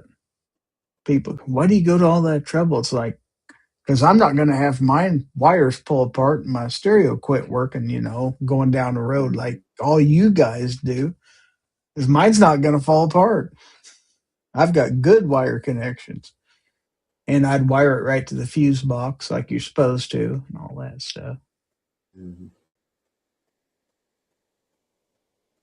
course, I was limber back then. I could. basically turned myself upside down on my car seat with my head underneath the steering wheel and, looking up at the dash. I could hang that way for hours and work. There ain't no way I can do that now. No, I wouldn't want to try and change a car stereo these days anyway. No. Well, there's a lot more wires. And back Hmm. then, once you got past the front of the dash, it was all open Oh back yeah, there. yeah, it was easy. Yeah, you couldn't do that in a car now. No, And God only knows where they put the fuse box because sometimes it's inside, in front of the firewall in the engine compartment hmm, under the hood. Sometimes it's inside the front door, right up the front side of your dash. well, I know where the one in the Maverick is. It's right underneath the glove compartment, up underneath there.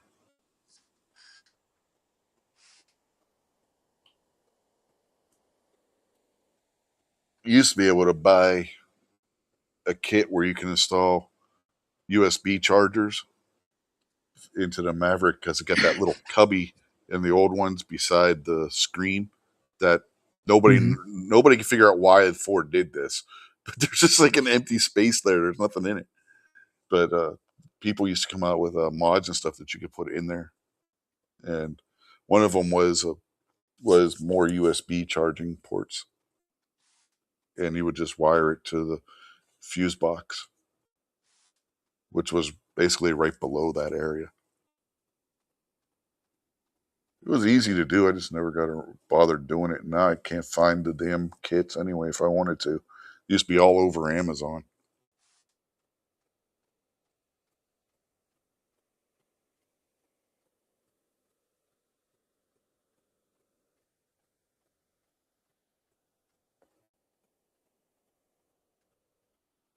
Basically, you just wired it into the fuse box because there's empty fuse spots on in the fuse box. You just wire it into one of those and put a fuse in there, and boom,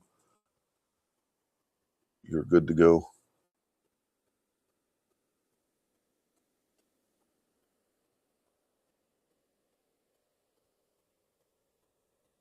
Or you could wire it into the same fuse that the screen uses. That was another one. There were a couple different ways of doing it. I watched a few of the videos on how to do it.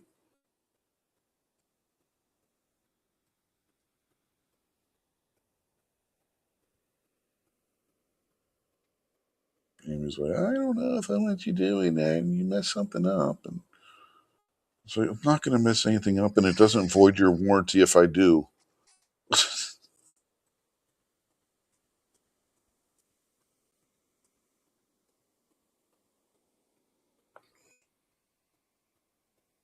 The best one is there's a software you can put on your laptop and then plug your laptop into the control port on the underneath the steering wheel or below Hmm. the steering wheel. There's a port there you can plug the laptop into it using the proper utility cable, and you can unlock a bunch of the lockdown features from one trim level to the other that are in there in the software. They're just not activated.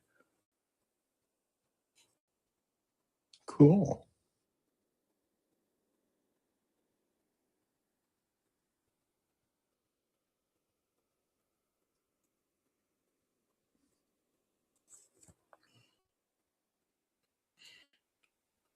I don't get the money to buy the damn adapter piece that you need to do it. Plus, Ford may frown on it if you do. Yeah.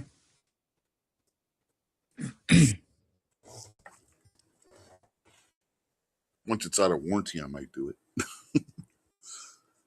because there's a couple more drive modes and stuff that aren't activated right now.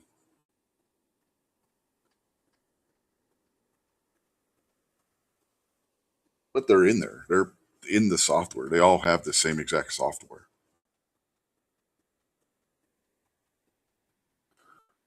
I know my son in law's got the little thing you can plug into the little port under the dash. It can read the diagnostic codes and stuff like that. Hmm. Yeah, it's something like that. You plug into that same kind of port, and you can unlock the stuff. The cord runs from your laptop to that little diagnostic device, and then into the port for it.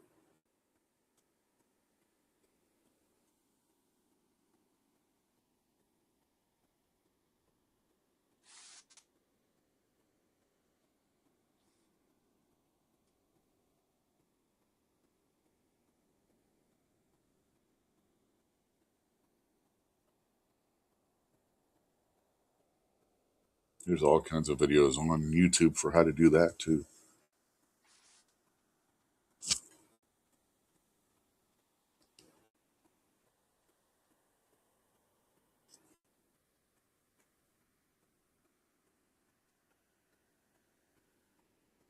Told Amy I want to get the safe for the console. She's like, "No, I don't want that."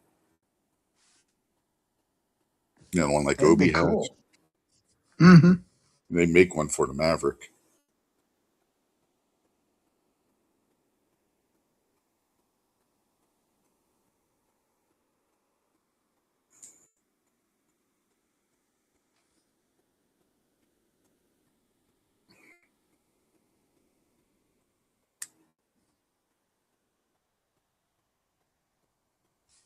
Is anybody out there still watching this, man? It says there's 3 on YouTube still, and still the one mystery person Oh, left. wow. Yeah, but we've been going for almost 3.5 hours. I'm going to wrap this up. It's going on 12:30. So, anything you want to plug? Oh, I got a show tomorrow night on the Gizzard channel, Foul Territory. That's at 9 o'clock p.m. Central. So if you want to come by and check it out, we'd be glad to have you. That's all I got. Alrighty. Thanks for having me. Yeah, no problem. As for me, I'm planning some point this week, hopefully, if everything goes right, to get the second video on the most recent Core Essentials belt that I have done.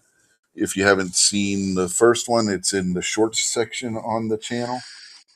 Foss is out there. He says he's here. He can't get rid of him. I see that. Yeah, but I'm liking this new Core Essentials belt. Just give you a sneak peek. Yeah, it's probably going to get a good review. So, anyway, should have that coming out hopefully by the end of the week. But other than that, other than this episode, next week's episode of this, and of course, usually catch me on Gizzard Gary's channel as well, or his during his live shows. So that's You what I got. betcha. So until next week, folks, we will catch y'all later Give him the bird. as soon as my outro shows up.